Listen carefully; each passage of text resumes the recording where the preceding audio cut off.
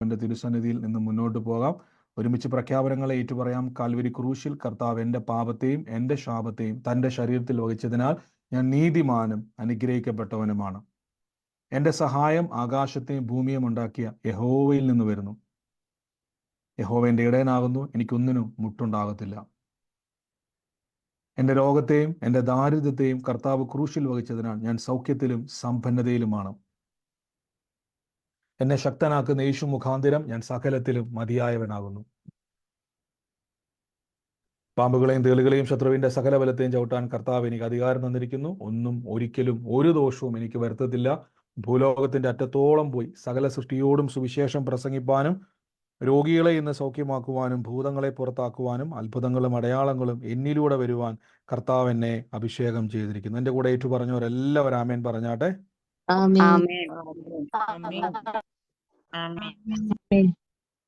ആമേൻ.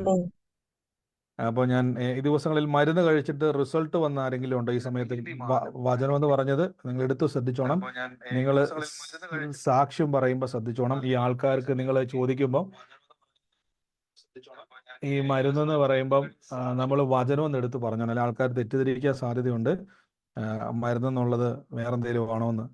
കഴിച്ചിട്ട് വ്യത്യാസം വന്ന ആരെങ്കിലും ഒന്ന് ശ്രദ്ധിക്കാൻ തുടങ്ങിയായിരുന്നു? വ്യത്യാസങ്ങൾ വചനം എന്ന മരുന്ന് കഴിച്ചിട്ട് വ്യത്യാസം വരാൻ തുടങ്ങിയ ആരെങ്കിലും ഉണ്ടോ? ശ്രദ്ധിക്കാൻ തുടങ്ങി?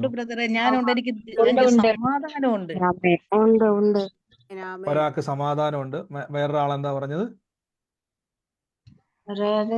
ഹസ്ബൻഡിന് കാലുമ്മ ഇങ്ങനെ 2 കാലുമ്മ ഭയങ്കര നീരായിരുന്നു, ക്രിയാറ്റിൻ ലെവല് കൂടുതലുണ്ട്. ആള് ഡോക്ടറെ കാണാനും പോവില്ല, ഒന്നും കൂട്ടാക്കില്ല പറഞ്ഞ. അപ്പൊ ഞാൻ എന്നും ആളോട് ഇങ്ങനെ പ്രാർത്ഥിക്കും. ഞാനും എനിക്കും തന്നെ എന്നും കാലുമ്മ തൊട്ട് പ്രാർത്ഥിക്കും.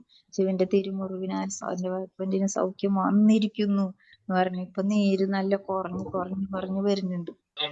ആമേൻ ആമേൻ. കർത്താവിന്റെ വലിയ അത്ഭുതം. ആമേൻ. അത് വലിയ സാക്ഷ്യം തന്നെയാണ്. ക്രിയാറ്റിൻ അളവ് കൂടുതലാന്ന് ഹോസ്പിറ്റലിൽ പോലും പോയില്ല നോർത്തോണം. കർത്താവിന് കൃപയാൽ പ്രിയമാളെ കൈവച്ച് പ്രാർത്ഥിച്ചു, നീര് വറ്റിയേ കർത്താവിന് കൃപയാൽ അത് കുറഞ്ഞു വരാൻ തുടങ്ങി. ഓർത്തോണം ഹോസ്പിറ്റലിൽ കാണിക്കാതെ തന്നെ അത് കുറഞ്ഞു വന്നു. കർത്താവിന് കൃപയാൽ മരുന്ന് പാലിക്കാൻ തുടങ്ങി. ആമേൻ. മറ്റാരെങ്കിലും ഉണ്ടോ? അമ്മ നന്നായിട്ട് നടക്കുന്നു ബ്രദറെ. അടുത്ത ആളെന്ന് പറഞ്ഞങ്ങോട്ട് വിടും. അമ്മയെ തൊട്ട്, അമ്മയുടെ കാലെ തൊട്ട സ്ട്രോക്കായ കാലിലെല്ലാം തൊടുമ്പോ വചനം പറയുമ്പോ എന്റെ അമ്മ നടക്കാൻ തുടങ്ങും. കാലൊക്കെ ഉറപ്പിച്ച് അമ്മ തന്നെ. ആമേൻ ആമേൻ. ഇത് അടുത്ത സാക്ഷി നിങ്ങൾ കേട്ടോണം. അമ്മ കഴിഞ്ഞ ദിവസം ഗീതാ സിസ്റ്റർ പറഞ്ഞാണ് 1.5 വർഷമായിട്ട് സ്ട്രോക്ക് ആയി കിടന്ന ആളാണ്. ഇപ്പൊ എങ്ങനെയാ ഗീതാ സിസ്റ്റർ? നന്നായിട്ട് എന്ത് ചെയ്യാൻ തുടങ്ങി? നടക്കുന്നു. അമ്മയ്ക്ക് നടക്കുകയും കാലിനൊക്കെ നല്ല ബലം നല്ല നിൽക്കുന്നുണ്ട്. ആരും വിശ്വസിക്കത്തില്ല പറഞ്ഞ വചനം പറഞ്ഞു നമ്മളങ്ങ് സൗഖ്യം പറയുന്നത് അനുസരിച്ച് അമ്മയ്ക്ക് സൗഖ്യം വന്നുകൊണ്ടേയിരിക്കുന്നു. ആമേൻ ആമേൻ ആമേൻ. വലിയ സാക്ഷ്യങ്ങളാണ് കർത്താവ് നമ്മുടെ നടുവിൽ ഇന്ന് ചെയ്തുകൊണ്ടിരിക്കുന്നത്. അതുകൊണ്ട് ഞാൻ പറഞ്ഞ മരുന്ന് കഴിക്കുന്നവർ റിസൾട്ടുകളാണ് നമ്മൾ ഇന്ന് കേട്ടുകൊണ്ടിരിക്കുന്നത്. ഇപ്പൊ പ്രിയ ഗീതാ സൗരി പറഞ്ഞു, മറ്റേ നമ്മൾ ആദ്യം കേട്ടതുപോലെ സൗരി പറഞ്ഞതുപോലെ ആ നീര് ക്രിയാറ്റിൻ്റെ ഹസ്ബൻഡ് ഹോസ്പിറ്റലിൽ പോലും പോയില്ല. പക്ഷെ ക്രിയാറ്റിൻ്റെ ആ ഒരു നീര് വറ്റാൻ തുടങ്ങി. രണ്ടാമത്തെ നമ്മൾ കേട്ടു അമ്മ 1.5 വർഷമായിട്ട് സ്ട്രോക്കായി കിടന്നാണ്. ഇപ്പോൾ ഒരു സഹായവും ഇല്ലാതെ, കേട്ടാൽ ആൾക്കാർക്ക് പോലും വിശ്വാസം വരുന്നില്ല, എണീറ്റ് നടക്കുന്നു. ആമേൻ. എല്ലാവരും ഒരുമിച്ച് യേശുവിന് നന്ദി പറഞ്ഞാട്ടോ. നന്ദി കർത്താവ് എന്ന് പറ.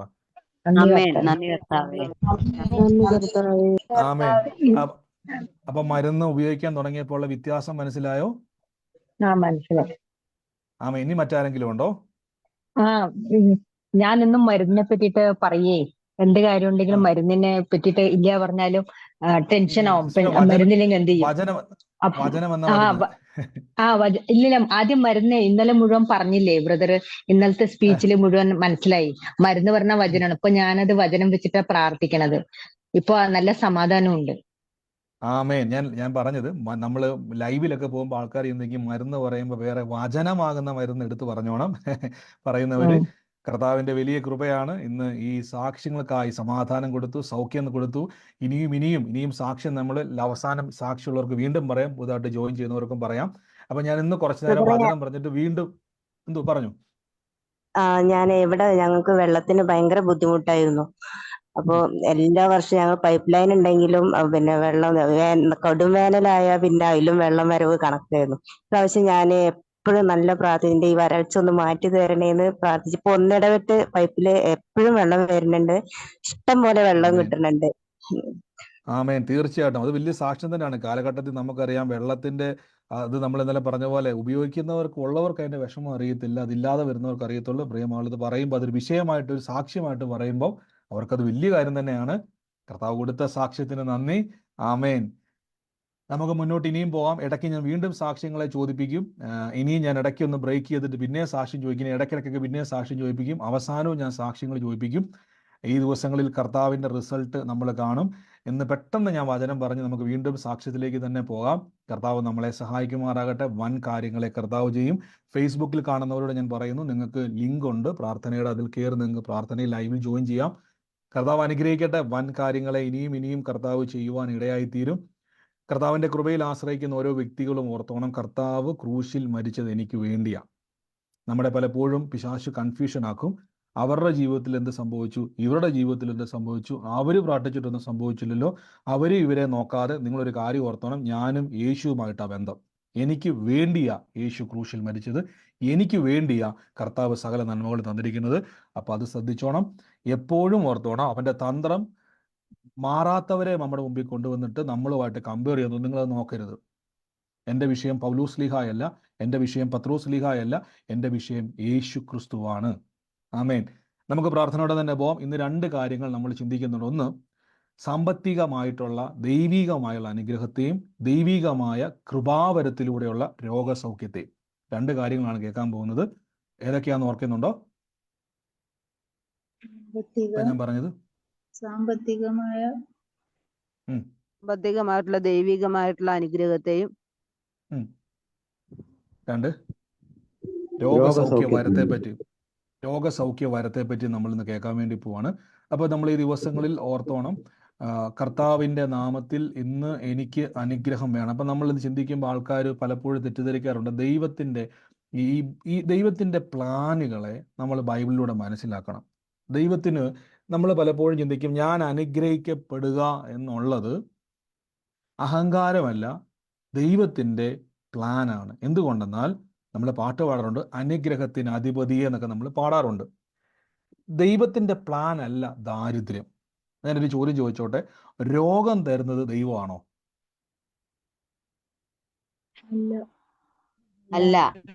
അല്ല. എവിടെയെങ്കിലും ആർക്കെങ്കിലും സംശയമുണ്ടോ?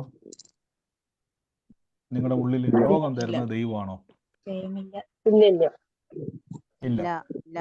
ഒരു കാര്യം ഓർത്തോണം, രോഗം ഉണ്ടാകുന്നതും പ്രശ്നങ്ങൾ ഉണ്ടാകുന്നതും പ്രതിസന്ധി ഉണ്ടാകുന്നതും ഏതേൻ തോട്ടത്തിൽ ഉൽപ്പത്തി പുസ്തകം നിങ്ങൾ വായിക്കുമ്പോൾ പാപം നിമിത്തമാണ് ഇതെല്ലാം ഭൂമിയിലേക്ക് വന്നത്. രോഗമായിക്കോട്ടെ, അസമാധാനമായിക്കോട്ടെ, സന്തോഷമില്ലാത്ത അവസ്ഥയായിക്കോട്ടെ, ദാരിദ്ര്യമായിക്കോട്ടെ, ശാപമായിക്കോട്ടെ, ബൈബിളിൽ കാണാൻ പറ്റും, നീ നിമിത്തം ഭൂമി ശപിക്കപ്പെട്ടു എന്നൊരു വചനമുണ്ട്. അപ്പൊ ശാപത്തിന്റെ അകത്ത് വരുന്നതാണ് ഈ ആവർത്തന പുസ്തകത്തിൽ ഒരു വാക്യമുണ്ട്, നീ പോകുന്നിടത്തൊന്നും ഒരു ഗുണം വരത്തില്ല, നീ എപ്പോഴും പീഡിതനായിരിക്കും, അപഹാരിതനായിരിക്കും, നീ എന്ത് തൊട്ടാലും നന്മ ഉണ്ടാകത്തില്ല. ഇതൊക്കെ ശാപത്തിന്റെ ഒരു അടയാളമാണ്. അപ്പൊ പാപം നിമിത്തമാണ് ശാപം വന്നത്, പാപം നിമിത്തമാണ് രോഗം വന്നത്, പാപം നിമിത്തമാണ് അസമാധാനക്കേട്. ഏദൻ തോട്ടത്തിൽ ദൈവം ഉൽപ്പത്തി പുസ്തകം വായിക്കുന്ന സമയത്ത് ആദത്തിനും ഹവ്വായ്ക്കും ടെൻഷൻ ഉണ്ടായിരുന്നോ? എങ്ങനെ ജീവിക്കുന്ന ടെൻഷൻ ഉണ്ടായിരുന്നോ? ഇല്ല. കാര്യം നമുക്കറിയാം, ഒരാൾക്ക് ടെൻഷൻ വരുന്നത് എപ്പോഴാണ്? നമ്മുടെ സപ്ലൈകൾ കുറയുമ്പോഴാണ്. നാളെക്കുറിച്ചുള്ള ആദി വരുമ്പോൾ, ശൂന്യത ഫീൽ ചെയ്യുമ്പോൾ. അവിടെ ഒന്നും ശൂന്യതയില്ല. ഉൽപ്പത്തി പുസ്തകം നിങ്ങൾ വായിക്കുമ്പോൾ നോക്കിയാൽ മതി, ദൈവം സകലതും നിർമ്മിച്ചതിന് ശേഷമാണ് മനുഷ്യൻ നിർമ്മിച്ചത്. അതായത് മനുഷ്യനെ നിർമ്മിച്ചിട്ട് മനുഷ്യൻ ചിന്തിക്കും, ദൈവമേ ഞാൻ എങ്ങനെ വെള്ളം കുടിക്കും, ഞാൻ എങ്ങനെ ആഹാരം കഴിക്കും, ഞാൻ എങ്ങനെ ജീവിക്കും എന്നവൻ ചിന്തിക്കുന്നതിന് മുമ്പ് തന്നെ കർത്താവ് ആദ്യം ആകാശവും ഭൂമി സൃഷ്ടിച്ചു. വെളിച്ചം ഉണ്ടാകട്ടെ എന്ന് പറഞ്ഞു, മൃഗങ്ങൾ ഉണ്ടാകട്ടെ എന്ന് പറഞ്ഞു, സസ്യങ്ങൾ ഉണ്ടാകട്ടെ എന്ന് പറഞ്ഞു. ഏറ്റവും ഒടുവിലാണ് മനുഷ്യനെ നിർമ്മിക്കുന്നത്. അപ്പൊ മനുഷ്യൻ കണ്ണ് തുറക്കുമ്പോഴേ കാണുന്നത് എന്തുവാ? മരുഭൂമിയാണോ മരുപ്പച്ചയാണോ?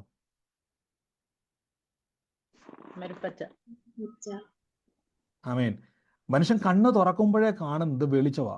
മനുഷ്യൻ കണ്ണ് തുറന്ന് നോക്കുമ്പോഴേ കാണുന്നത് സസ്യങ്ങളും മൃഗങ്ങളും എല്ലാം കാണുന്നത്. അതായത് മനുഷ്യൻ കണ്ണ് തുറന്നപ്പോൾ കണ്ടത് ദാരിദ്ര്യമോ നിരാശയോ തകർച്ചയോ അല്ല, അവൻ കണ്ണ് തുറന്ന് കണ്ടപ്പോൾ തന്നെ സകലതും നിറച്ചിരിക്കുന്ന ഒരു ഏദൻ തോട്ടമാണ്. അപ്പൊ തന്നെ മനസ്സിലായിക്കോണം, ദൈവത്തിന്റെ പ്ലാൻ എൻ്റെ തകർച്ചയല്ല, ദൈവത്തിന്റെ പ്ലാൻ എൻ്റെ നിരാശയല്ല, ദൈവത്തിന്റെ പ്ലാൻ എൻ്റെ ശൂന്യതയല്ല, കർത്താവിൻ്റെ പ്ലാൻ എൻ്റെ അനുഗ്രഹമാണ്.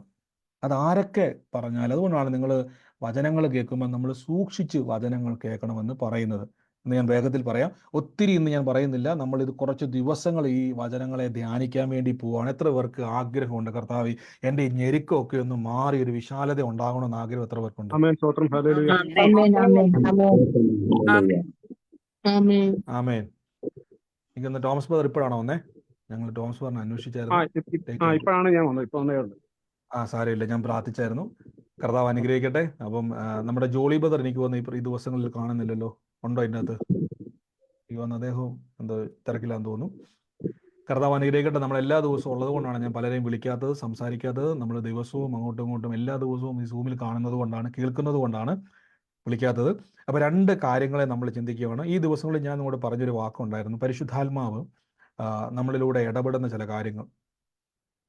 ഞാൻ എൻ്റെ ജീവിതത്തിൽ പലപ്പോഴും എനിക്കറിയത്തില്ലായിരുന്നു പരിശുദ്ധാത്മാവ് എൻ്റെ മേലൊരു അഭിഷേകത്തെ, എൻ്റെയൊക്കെ മേൽ, നമ്മുടെ മേലൊരു അഭിഷേകം ഇട്ടിട്ടുണ്ട്.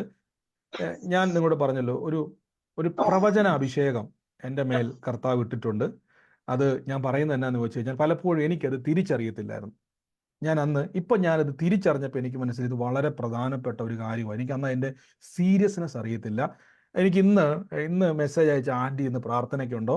ഇന്നലെ ബെന്നി എന്ന് പറഞ്ഞ ഒരാൾക്ക് വേണ്ടി ഞാൻ പ്രാർത്ഥിക്കാൻ പോവാന്ന് പറഞ്ഞ് ആ ആൻറ്റി ഇന്ന് എനിക്ക് മെസ്സേജ് അയച്ചായിരുന്നോ? ഇന്ന് ആൻറ്റി ഉണ്ടോ പ്രാർത്ഥനയ്ക്ക്? ആൻറ്റി എന്നെ കേൾക്കുന്നുണ്ടോ? ഉണ്ട്. ആ ബെന്നി ആരായിരുന്നു ആൻറ്റി? എന്റെ ഫാദറിന്റെ സിസ്റ്ററിന്റെ മോനാ. ഞങ്ങള് ഫസ്റ്റ് കസിനാ. അപ്പൊ എന്ത് പറ്റിയതായിരുന്നു അദ്ദേഹത്തിന്? പെട്ടെന്ന് ഒരു കുഴപ്പമില്ലാതിരുന്ന ഉച്ചയ്ക്ക് ഭക്ഷണം കഴിച്ചോണ്ടിരുന്നപ്പം ഹാർട്ടിന് ഒരു ബുദ്ധിമുട്ട് വന്നു. എപ്പോഴായിരുന്നു? ഇന്നലെയല്ലേ നമ്മൾ സംസാരിച്ചത്? ഇന്നലെ ഏത് ദിവസമായിരുന്നു? ഇന്നലെ വ്യാഴം, ബുധനാഴ്ച ഉച്ചയ്ക്ക് പെട്ടെന്ന് നെഞ്ചിനൊരു ബുദ്ധിമുട്ട് വന്നിട്ട് പുള്ളി ഭയങ്കരമായിട്ട് അങ്ങ് കാറി. ഉടനെ അവര് മലബാറിലാണ്, ഞങ്ങൾ ഇവിടെ കാഞ്ഞിരപ്പള്ളിയാണ്. അപ്പം പിന്നെ പെട്ടെന്ന് അവര് ഹോസ്പിറ്റലിൽ കൊണ്ടുപോയി. അടുത്ത് കൊണ്ടുവന്നപ്പോഴത്തേക്കും പറഞ്ഞു ഇവിടെ എടുക്കത്തില്ലെന്ന് പറഞ്ഞു. പിന്നെ അവര് കണ്ണൂർ ഹോസ്പിറ്റലിൽ കൊണ്ടുപോയി. അവിടെ ചെന്നപ്പം പുള്ളിക്ക് 3 ബ്ലോക്ക് ഉണ്ടായിരുന്നു. ഒന്ന് ഒത്തിരി 95% മറ്റോ ആയിരുന്നു. അത് അവര് പെട്ടെന്ന് ആൻജിയോപ്ലാസ്റ്റി ചെയ്തു. എന്നോട് ഈ ബെന്നി എന്ന് പറഞ്ഞ കസിൻ ഉള്ള കാര്യം വല്ലതും പറഞ്ഞായിരുന്നോ? ഇല്ലില്ല, ഒന്നും പറഞ്ഞിട്ടില്ല. ഞാൻ പോലും ഇന്നലെ പകലാ അറിയുന്നത്. ഓക്കെ, ഒന്ന് ഓർത്തോണം. ഞാൻ ഇന്നലെ പറയാം. ഇന്നലെ എത്ര പേര് കേട്ടായിരുന്നു ഈ നമ്മുടെ പ്രാർത്ഥനയെ കൂടുന്ന ഒരാൾക്ക് ആരുമായി ബന്ധപ്പെട്ട് ബെന്നി എന്ന് പറഞ്ഞ ഒരാളെ മരണത്തെ, ഇന്നലത്തെ യൂട്യൂബിൽ മെസ്സേജ് കിടപ്പുണ്ട്. എത്ര പേര് കേട്ടായിരുന്നു? മരണം മാറിപ്പോകുന്നു.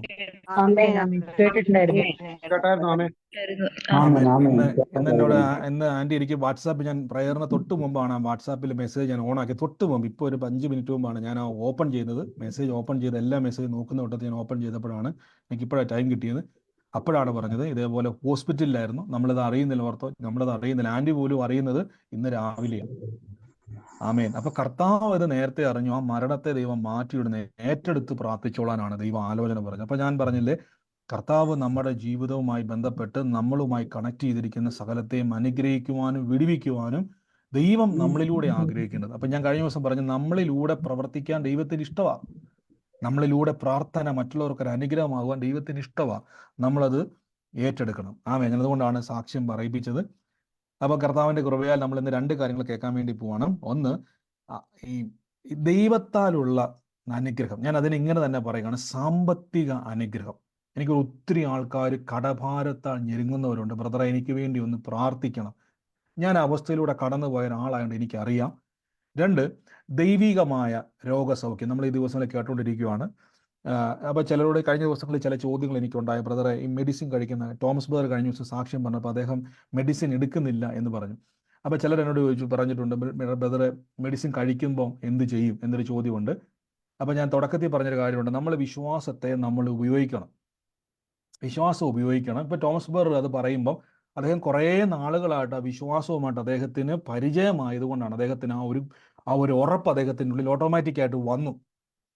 അപ്പം ഓട്ടോമാറ്റിക്കായിട്ട് വന്നതുകൊണ്ടാണ് അദ്ദേഹം പറഞ്ഞത്, ഞാനിപ്പം മെഡിസിൻ യൂസ് ചെയ്യാതെ തന്നെ അതിൻ്റെ മേൽ, അപ്പോൾ ആ ഒരു ഫെയ്ത്തും ആ ഒരു ഉറപ്പും അദ്ദേഹത്തിൻ്റെ മേൽ ആക്റ്റീവ് ആയതുകൊണ്ടും അതിൻ്റെ റിസൾട്ടുകളാണ് ഉണ്ടാകുന്നത്. അപ്പോൾ ചിലപ്പോൾ ആദ്യമായിട്ട് വിശ്വസിക്കുന്ന ഒരാൾക്ക് ഒരു ടെൻഷൻ ഉണ്ടാകും. ചിലപ്പം ചിലർ ഇങ്ങനെ ചലഞ്ച് ചെയ്യാറുണ്ട്, ബ്രദറെ, ഞാനിതിപ്പോൾ മരുന്നെടുത്ത് ദൂരെ കളഞ്ഞിട്ട് നാളെ മുതൽ വിശ്വസിക്കട്ടെ എന്ന് പറയുമ്പോൾ ഞാൻ പറയാറുണ്ട്, നിങ്ങളുടെ ഉള്ളിൽ അങ്ങനെ ഒരു ഉറപ്പ് വർദ്ധിക്കുന്നുണ്ടെങ്കിൽ ധൈര്യത്തോടെ ചെയ്യണം.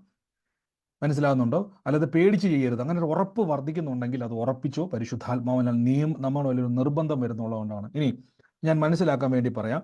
ഇപ്പൊ കണ്ണാടി വെക്കുന്ന ഒരാൾ ഇന്നു മുതൽ കർത്താവേ, ഞാൻ ആ മെഡിസിൻ, യേശുവിന്റെ വചനമാകുന്ന മെഡിസിൻ കഴിക്കുക. കർത്താവിന്റെ തിരുമുറിവിനാൽ എനിക്ക് സൗഖ്യം വന്നിരിക്കുന്നു, അന്ന് ഇന്നു മുതൽ ഞാൻ കഴിക്കാൻ പോകാന്ന് പറഞ്ഞുകൊണ്ട്, ചിലപ്പോൾ നിങ്ങൾ ആദ്യമായിട്ട് കേൾക്കുന്ന ഒരാളായിരിക്കാം. നിങ്ങളുടെ ഉള്ളിൽ ആ വിശ്വാസമുണ്ട്, പക്ഷെ ഉറപ്പ് കുറവാണ്. പക്ഷെ ചുമ്മാ നിങ്ങൾ എന്ത് ചെയ്തോ, കണ്ണാടി തല്ലി പൊട്ടിച്ചിട്ട് നടക്കുക.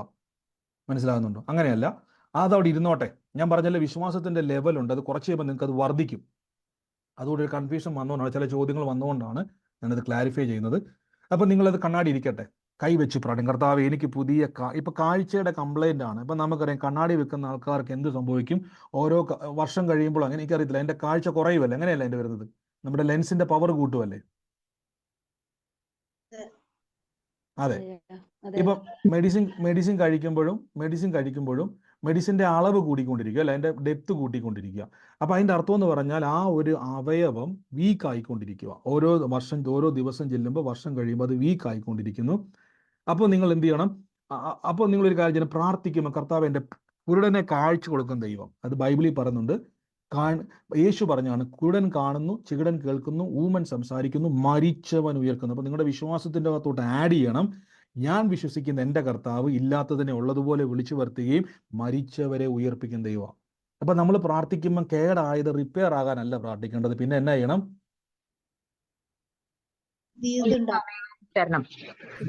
പുതിയതുണ്ടായി വരണം. പുതിയത് എന്ത് ചെയ്യണം? പുതിയത്. അങ്ങനെ നിങ്ങൾ എന്ത് ചെയ്യണം? അപ്പൊ ഞാൻ പറഞ്ഞത്, വിശ്വാസത്തിന്റെ ഉറപ്പുണ്ടെങ്കിൽ, നിങ്ങളുടെ ഉള്ളിൽ ആ ഉറപ്പ് വരുന്നുണ്ടെങ്കിൽ, ഭയമല്ല, ധൈര്യം ഉണ്ടാകുന്നുണ്ടെങ്കിൽ ധൈര്യത്തോടെ ചെയ്തോണം. ഇല്ലെങ്കിൽ നിങ്ങൾ കണ്ണിലിരിക്കട്ടെ, പക്ഷെ കണ്ണെ കൈ വെച്ചിട്ട് പറഞ്ഞ, കർത്താവ്, എനിക്ക് പുതിയ കണ്ണ് തന്നതിന് നന്ദി. വല്ല നഷ്ടമുണ്ടോ അങ്ങനെ പറയുന്നതിന്? ഇല്ല. രണ്ടാമത്തെ ഞാൻ ചോദിക്കുവാണ്, ദൈവം തരുവോ ഇല്ലയോ?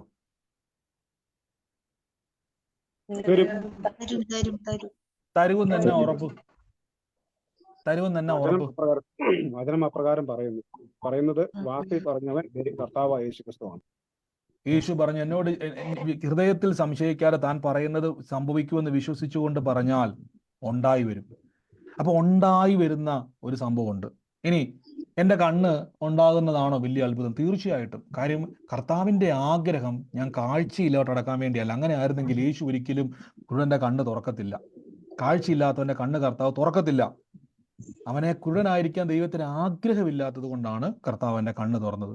ഊമനായിരിക്കുവാൻ ദൈവത്തിന് ആഗ്രഹമില്ലാത്തതുകൊണ്ടാണ് വാ തുറക്കുന്നത്. മനസ്സിലായിക്കോണം. അപ്പൊ നിങ്ങൾ മൈൻഡ് സെറ്റ്, എൻ്റെ ദൈവത്തിന് ആഗ്രഹം ഞാൻ തപ്പിത്തടഞ്ഞ് നടക്കുന്നതാണോ? ദൈവത്തിന്റെ ആഗ്രഹം ഞാൻ കാഴ്ച ഉള്ളവനായി നടക്കുന്നതാണോ? നിങ്ങൾ പറയേതാ ദൈവത്തിന്റെ ഇഷ്ടം ഏതാ? ആമേൻ. അപ്പൊ നിങ്ങളുടെ മനസ്സിൽ ഉറപ്പിച്ചോണം, ദൈവത്തിന്റെ ഇഷ്ടം അതാ. ഞാൻ നിങ്ങൾക്ക് പെട്ടെന്ന് മനസ്സിലാകാൻ വേണ്ടി, കണക്ട് ചെയ്യാൻ വേണ്ടി ഉദാഹരണം പറയാം. നിങ്ങളുടെ പിള്ളേർ പട്ടിണി കിടക്കുന്നതാണോ നിങ്ങളുടെ സന്തോഷം? വയറ് നിറച്ച് ആഹാരം കഴിച്ചിടക്കുന്നതാണോ സന്തോഷം? ഇതിലേതാ നിങ്ങളുടെ സന്തോഷം?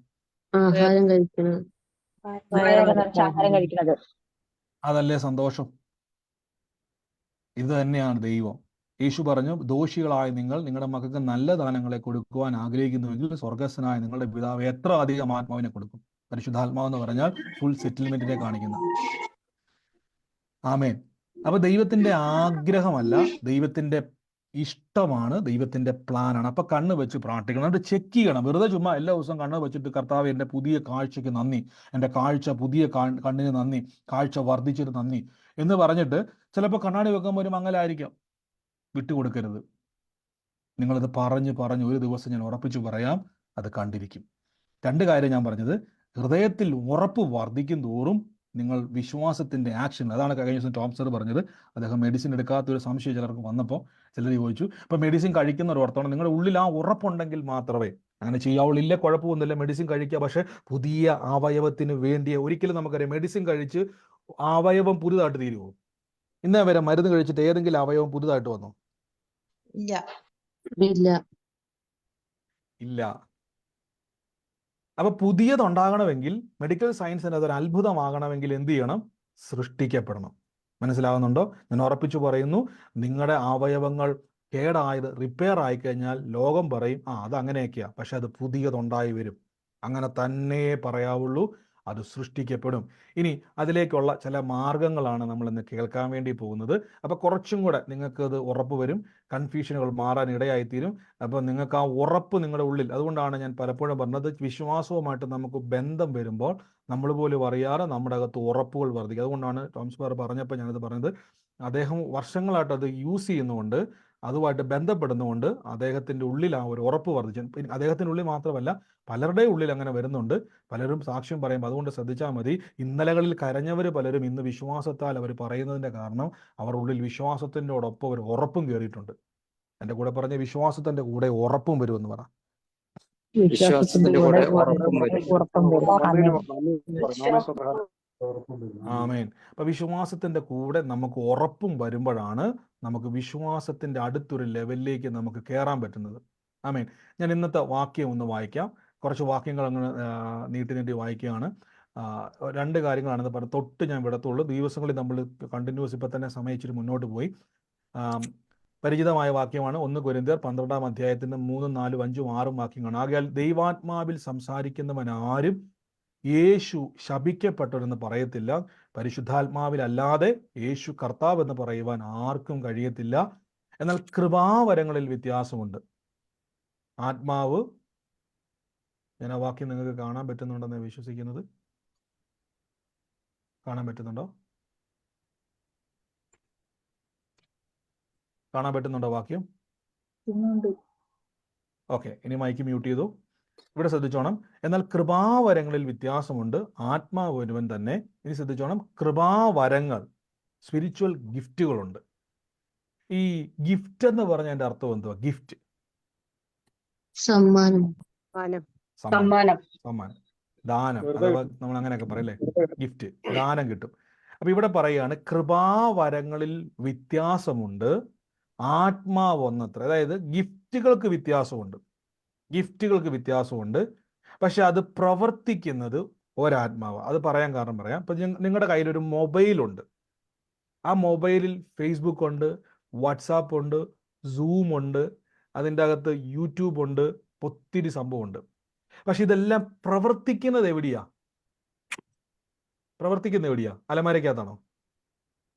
വാട്സാപ്പ് നിങ്ങളുടെ പോക്കറ്റിലും യൂട്യൂബ് നിങ്ങളുടെ പേഴ്സിലുമാണോ? ഇതെല്ലാം പ്രവർത്തിക്കുന്ന സ്ഥലം എവിടെയാ? ഇതെല്ലാം മൊബൈലിലാ. ഇവിടെ പറയുകയാണ് കൃപാവരങ്ങളിൽ വ്യത്യാസമുണ്ടെങ്കിലും പ്രവർത്തിക്കുന്നത് ഒരേ ആത്മാവ്, അതായത് പരിശുദ്ധ ആത്മാവാണ്. പരിശുദ്ധ ആത്മാവിലാണ് ഇത് പ്രവർത്തിക്കുന്നത്. എന്നാൽ ഇതെല്ലാം വ്യത്യസ്തമായിട്ടുള്ളതാണ്. ഇപ്പൊ ഇതിന് ശ്രദ്ധിച്ചോണം. ഞാൻ അതുകൊണ്ടാണ് തുടക്കത്തിൽ നിങ്ങളോട് ഞാൻ ചോദിച്ച ചോദ്യങ്ങളുണ്ട്, അതിലേക്ക് നമ്മൾ വരാൻ പോവാണ്. ഒന്നാമത് പറയുകയാണ്, വ്യത്യാസങ്ങൾ പറയുകയാണ്, കൃപാവരങ്ങളെ പറ്റി പറയുകയാണ്. എന്നാൽ ശുശ്രൂഷകളിൽ വ്യത്യാസമുണ്ട്, കർത്താവ് ഒരുവൻ തന്നെ. വീര്യപ്രവർത്തികളിൽ വ്യത്യാസമുണ്ട്, എങ്കിലും എല്ലാവരിലും എല്ലാം പ്രവർത്തിക്കുന്നത് ദൈവമാണ്. ഇപ്പൊ ദൈവത്തിന്റെ കൺട്രോളിലാണ്.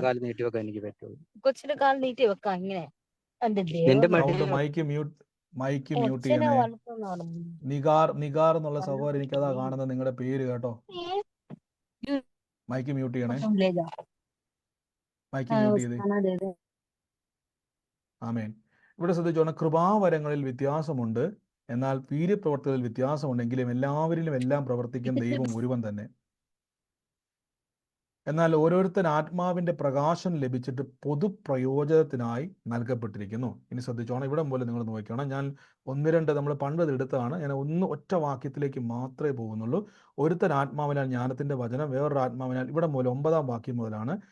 വേറൊരുത്തന്, ഈ വേറൊരുത്തൻ പറയാൻ കാരണം കൊരിന്ത്യ ലേഖനത്തിന്റെ അകത്ത് വലിയൊരു ചില തർക്കങ്ങളുണ്ടായി. അതുമായിട്ട് ബന്ധപ്പെട്ടാണ് വേറൊരുത്തൻ എന്നൊക്കെ പറയുന്നത്. നിങ്ങൾ അത് നോക്കണ്ട, ഇത്ര നോക്കിയാൽ മതി. ആത്മാവിനാൽ വിശ്വാസം, ആത്മാവിനാൽ രോഗശാന്തി വരം, ദ ഗിഫ്റ്റ് ഓഫ് ഹീലിംഗ്. ഞാൻ ആദ്യം ചോദിച്ചല്ലോ, ഗിഫ്റ്റ് ഓഫ് ഹീലിംഗ് എന്താണ്? ഗിഫ്റ്റ് എന്ന് പറഞ്ഞാൽ സമ്മാനം. ശ്രദ്ധിച്ചോണം, ഇവിടെ പറയുകയാണ് 2 ഗിഫ്റ്റുകളെ പറ്റി പറയുകയാണ്. ഒന്ന്, ആത്മാവിനാൽ വിശ്വാസം, സ്പിരിറ്റ് ഓഫ് ഫെയ്ത്ത്, അല്ലെങ്കിൽ gift of faith, gift of healing, gift of spirit. അതായത് വിശ്വാസം എന്ന് പറയുന്നതും ഒരു ഗിഫ്റ്റാണ്, രോഗശാന്തി എന്ന് പറയുന്നതും ഗിഫ്റ്റാണ്. ശ്രദ്ധിച്ചോണം, എൻ്റെ അകത്ത് ദൈവം ഒരു വിശ്വാസം തന്നിട്ടുണ്ട്, അത് ദൈവത്തിൻ്റെ ഗിഫ്റ്റാണ്. ഇപ്പം ഞാൻ മനസ്സിലാക്കാൻ വേണ്ടി പറയാം. നിങ്ങൾ ഒരു നിരീശ്വരവാദിയുടെ അടുക്ക പോയിട്ട് നിങ്ങൾ പറയുക, ഒരു രോഗിയുടെ ഒരു രോഗി അവിടെ കിടക്കുക. യേശുവിനെ വിശ്വസിക്കാത്ത നിരീശ്വരവാദിയായിട്ടൊരു വ്യക്തിയോട് പറയുകയാണ്, സഹോദര, യേശുവിന്റെ നാമത്തിൽ ആ രോഗിയുടെ മേൽ കൈവച്ച് പ്രാർത്ഥിക്കാൻ പറഞ്ഞ അയാൾ ചെയ്യുവോ ഇല്ലയോ? ഇല്ല. അയാൾ ചെയ്യാത്തതിന്റെ കാര്യം എന്തുവാ? അയാൾക്ക്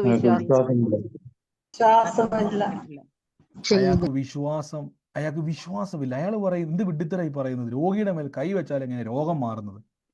പക്ഷെ നിങ്ങൾ പറയുന്നു കൈവച്ചാൽ മാറുമല്ലോ. അപ്പൊ നിങ്ങൾ ചിന്തിക്കുക, എനിക്ക് വിശ്വസിക്കുന്നത് പോലെ അയാൾക്ക് എന്തുകൊണ്ട് വിശ്വസിക്കാൻ പറ്റുന്നില്ല? അയാളാണെ കളിയാക്കുകയും ചെയ്യുന്നു, അയാൾ എന്നെ തല്ലാൻ വരുന്നു, അയാൾ എന്നെ തല്ലി ഓടിക്കാൻ നിൽക്കുന്നു. അയാൾക്ക് വിശ്വാസം വരുന്നില്ല, പക്ഷെ എനിക്ക് വിശ്വാസമുണ്ട്. എത്ര കുറപ്പുണ്ട് രോഗികളെ യേശു സൗഖ്യമാക്കുമെന്ന്? ആമേൻ. പക്ഷെ ഒരു നിരീശ്വരവാദിക്ക് എന്തുകൊണ്ടാണ് അത് വിശ്വസിക്കാൻ കഴിയാത്ത? അയാൾ നമ്മളെ കളിയാക്കുന്നതിന്റെ കാരണം അയാൾക്ക് ഈ ഗിഫ്റ്റ് ഇല്ലാത്തത് കൊണ്ടാണ്. എന്ത് ഗിഫ്റ്റാണ്? ദ സ്പിരിറ്റ് ഓഫ് ഫെയ്ത്ത്, അല്ലെങ്കിൽ ഗിഫ്റ്റ് ഓഫ് ഫെയ്ത്ത്. വിശ്വാസം എന്ന ഗിഫ്റ്റ് ഉള്ളത് കൊണ്ടാണ് നമ്മളിപ്പോഴും ഏതെങ്കിലും ഒരു പ്രശ്നം വരുമ്പോൾ നമ്മൾ യേശുവേ അങ്ങനെ രക്ഷിക്കണം, നമ്മൾ പോലും അറിയാതെ യേശു എൻ്റെ രക്ഷകനാണെന്നും യേശു എന്നെ രക്ഷിക്കുമെന്നും യേശു എനിക്ക് വേണ്ടി പ്രവർത്തിക്കുമെന്നും നമ്മൾ പോലും അറിയാതെ നമ്മുടെ വായിൽ അത് വരാൻ കാരണം എന്നാന്ന് ചോദിച്ചാൽ നമ്മുടെ അകത്ത് ഈ ഗിഫ്റ്റ് ഉള്ളത് കൊണ്ടാണ്, സ്പിരിറ്റ് ഓഫ് ഫെയ്ത്ത് ഉള്ളത് കൊണ്ടാണ്, നമ്മൾ പോലും അറിയാതെ. അപ്പൊ ആരും ചിന്തിക്കരുത് എനിക്ക് വിശ്വാസം ഇല്ലെന്ന് പറയരുത്. വിശ്വാസം എനിക്ക് കിട്ടി. എപ്പോൾ കിട്ടി? ഒരു ചോദ്യം, എപ്പോൾ കിട്ടി? യേശു എൻ്റെ കർത്താവ് എന്ന് വിശ്വസിക്കുന്ന നിമിഷം മുതൽ നിങ്ങളുടെ മേൽ ആ ഗിഫ്റ്റ് വന്നു. എൻ്റെ കൂടെ പറഞ്ഞാട്ടെ, യേശു വന്നപ്പോൾ ഗിഫ്റ്റും വന്നെന്ന് പറ. ആമേൻ. അപ്പൊ യേശു വന്നപ്പോൾ യേശു ഗിഫ്റ്റുമായിട്ടാണ് വന്നത്. ആ ഗിഫ്റ്റ് മറ്റൊന്നുമല്ല, ഈ ഗിഫ്റ്റുകളെ പറ്റിയാണ് പറഞ്ഞത്. ഇനി ഒന്നാമത്തെ ഏറ്റവും പ്രധാനപ്പെട്ട ഗിഫ്റ്റാണ് വിശ്വാസം. ഇതിലൂടെയാണ് ഇതെല്ലാം, അതായത് ഇതെല്ലാം പ്രവർത്തിക്കുന്ന ആളാരാ? നമ്മൾ ആദ്യം പറഞ്ഞല്ലോ, ആരാ?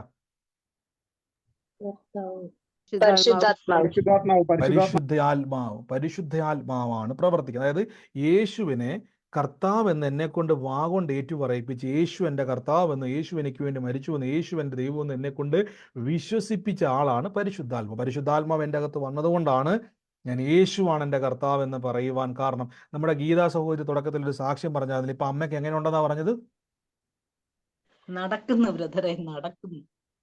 ആമേൻ. ഗീതാ സഹോദരി തുടക്കത്തിൽ സാക്ഷ്യം പറഞ്ഞു, 1.5 വർഷമായിട്ട് ഫിക്സ് വന്ന് കിടന്ന അമ്മയല്ലേ? എണീക്കാൻ വയ്യാതെ കിടന്ന അമ്മ ഇപ്പൊ എന്ത് ചെയ്യുക? അമ്മ നടക്കാൻ തുടങ്ങി. അമ്മ നടക്കുക. കേട്ടോ, ഞങ്ങൾക്കൊക്കെ എല്ലാരും അതുകൊണ്ട് പ്രാർത്ഥിക്കാനൊക്കെ എന്നോട് പറയുന്നുണ്ട് പലരും. ആമേൻ, ആമേൻ. എല്ലാരും എന്റെ കൂടെ പറഞ്ഞ കിടന്ന അമ്മ ഇപ്പൊ നടക്കുവാന്ന് പറ. കണ്ടോ, ശ്രദ്ധിച്ചു നോക്കിയേ. 1.5 വർഷമായിട്ട് ഫിക്സ് വന്ന് കിടന്ന അമ്മ ഇപ്പൊ എല്ലാവർക്കും അതിശയം, ഇത് എങ്ങനെ നടന്നത്? 1.5 വർഷമായിട്ട് മരുന്ന് ഒന്നും ഏറ്റുന്നില്ല. പക്ഷേ ഈ 1.5 വർഷത്തിന് ശേഷം ഗീത സഹോദരി പോയിട്ട് പറഞ്ഞു, മരുന്ന് കൊടുത്ത്. ഏത് മരുന്നാ? യേശുവിന്റെ തിരുമുറിവിനാൽ സൗഖ്യം വന്നിരിക്കുന്നു. മരുന്ന് കൊടുത്തപ്പം അമ്മ ചാടി എണീറ്റ്, അമ്മ ഇപ്പൊ നടക്കുന്നു. എല്ലാവർക്കും അതിശയമാണ്. എങ്ങനെയാണ് ഗീത സഹോദരിക്ക് അമ്മ മരുന്ന് കൂടാതെ ഇത്രയും നാളും ഫിക്സ് വന്ന് കിടക്കുന്ന അമ്മ എണീക്കുമെന്ന്, അമ്മയ്ക്ക് യേശുവിന്റെ വചനം കൊടുത്താൽ എണീക്കുമെന്ന് ഉറപ്പ് എവിടുന്ന് കിട്ടി? പരിശുദ്ധാത്മാവിനാൽ വിശ്വാസത്തിന്റെ ആത്മാവ് കിട്ടിയത് കൊണ്ടാണ്. Gift of faith. നമ്മൾ എന്തുകൊണ്ട് ഒരു പ്രശ്നം വരുമ്പോൾ പ്രാർത്ഥിക്കുന്നറിയാവോ? ഗിഫ്റ്റ് ഓഫ് ഫെയ്ത്ത് ഉള്ളത് കൊണ്ടാണ്. വിശ്വാസത്തിന്റെ ആത്മാവുള്ള, അല്ലെങ്കിൽ വിശ്വാസം എന്ന ഗിഫ്റ്റ് നമ്മുടെ അകത്തുള്ളത് കൊണ്ടാണ് നമ്മൾ എന്തു വന്നാലും യേശുവിൽ വിശ്വസിക്കുന്നത്. ഇനി അടുത്ത വാക്യം. അങ്ങനെയെങ്കിൽ അടുത്ത വചനം പറയുന്നു, മറ്റൊരുവൻ എന്നുള്ള വാക്ക് നിങ്ങൾ ശ്രദ്ധിച്ചോണം. അത് ഞാൻ നേരത്തെ പറഞ്ഞിട്ടുള്ളതാണ്.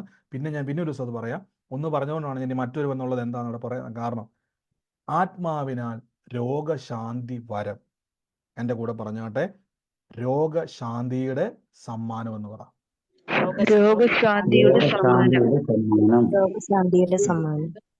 അപ്പം ഒരു ചോദ്യം ചോദിച്ചോട്ടെ, നിങ്ങളുടെ അകത്ത് വിശ്വാസം എന്ന ഗിഫ്റ്റ് ഉണ്ടെങ്കിൽ, സമ്മാനം ഉണ്ടെങ്കിൽ, രോഗശാന്തി എന്ന ഗിഫ്റ്റ് ഉണ്ടോ ഇല്ലയോ?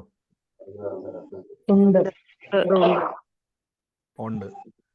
ശ്രദ്ധിച്ചോണം. അപ്പൊ ഈ ഗിഫ്റ്റ് നിങ്ങളുടെ അകത്തുണ്ട് അല്ലേ? നിങ്ങളുടെ അകത്ത് ഈ ഗിഫ്റ്റ് ഉണ്ട്. ഈ ഗിഫ്റ്റ് ഉണ്ടെങ്കിൽ ശ്രദ്ധിച്ചോണം, ഈ ഗിഫ്റ്റ് ഉണ്ടെങ്കിൽ നമുക്കിപ്പം ഞാൻ പറഞ്ഞല്ലോ, നിങ്ങൾക്കിപ്പം നിങ്ങളുടെ കൈവശം ഒരു മൊബൈൽ ഫോൺ ഉള്ളത് കൊണ്ടല്ലേ, സ്മാർട്ട് ഫോൺ ഉള്ളത് കൊണ്ടല്ലേ നമുക്ക് സൂം പ്രയറിൽ പങ്കുചേരാൻ പറ്റുന്നതാണോ അല്ലയോ? അതെ. അതെ, ഈ സ്മാർട്ട് ഫോൺ ആണ് എന്നെ സൂം പ്രയറിലേക്ക് കൊണ്ടുവരുന്നത് അല്ലേ. എനിക്ക് സ്മാർട്ട് ഫോൺ, ഇപ്പൊ ചിലർ പറഞ്ഞു ബ്രദറെ എനിക്ക് സാധാ ഫോണാ ഉള്ളത്. എൻ്റെ ഫോണുണ്ട്, പക്ഷെ എൻ്റെ സാധാ ഫോൺ എനിക്ക് സൂം പ്രയറിൽ കയറാൻ പറ്റത്തില്ല. നിങ്ങൾക്ക് എന്തുകൊണ്ടാണ് കയറാൻ പറ്റുന്നത്? നിങ്ങളുടെ സാധാ ഫോണല്ല, സ്മാർട്ട് ഫോൺ ആയതുകൊണ്ടാണ്. അപ്പോൾ സ്മാർട്ട് ഫോൺ ഉള്ള വ്യക്തിക്ക് മാത്രമേ എന്ത് ചെയ്യാൻ കഴിയത്തുള്ളൂ? സൂമിൽ പങ്കെടുക്കാൻ പറ്റത്തുള്ളൂ അല്ലേ? അല്ലേ? ആണോ അല്ലയോ?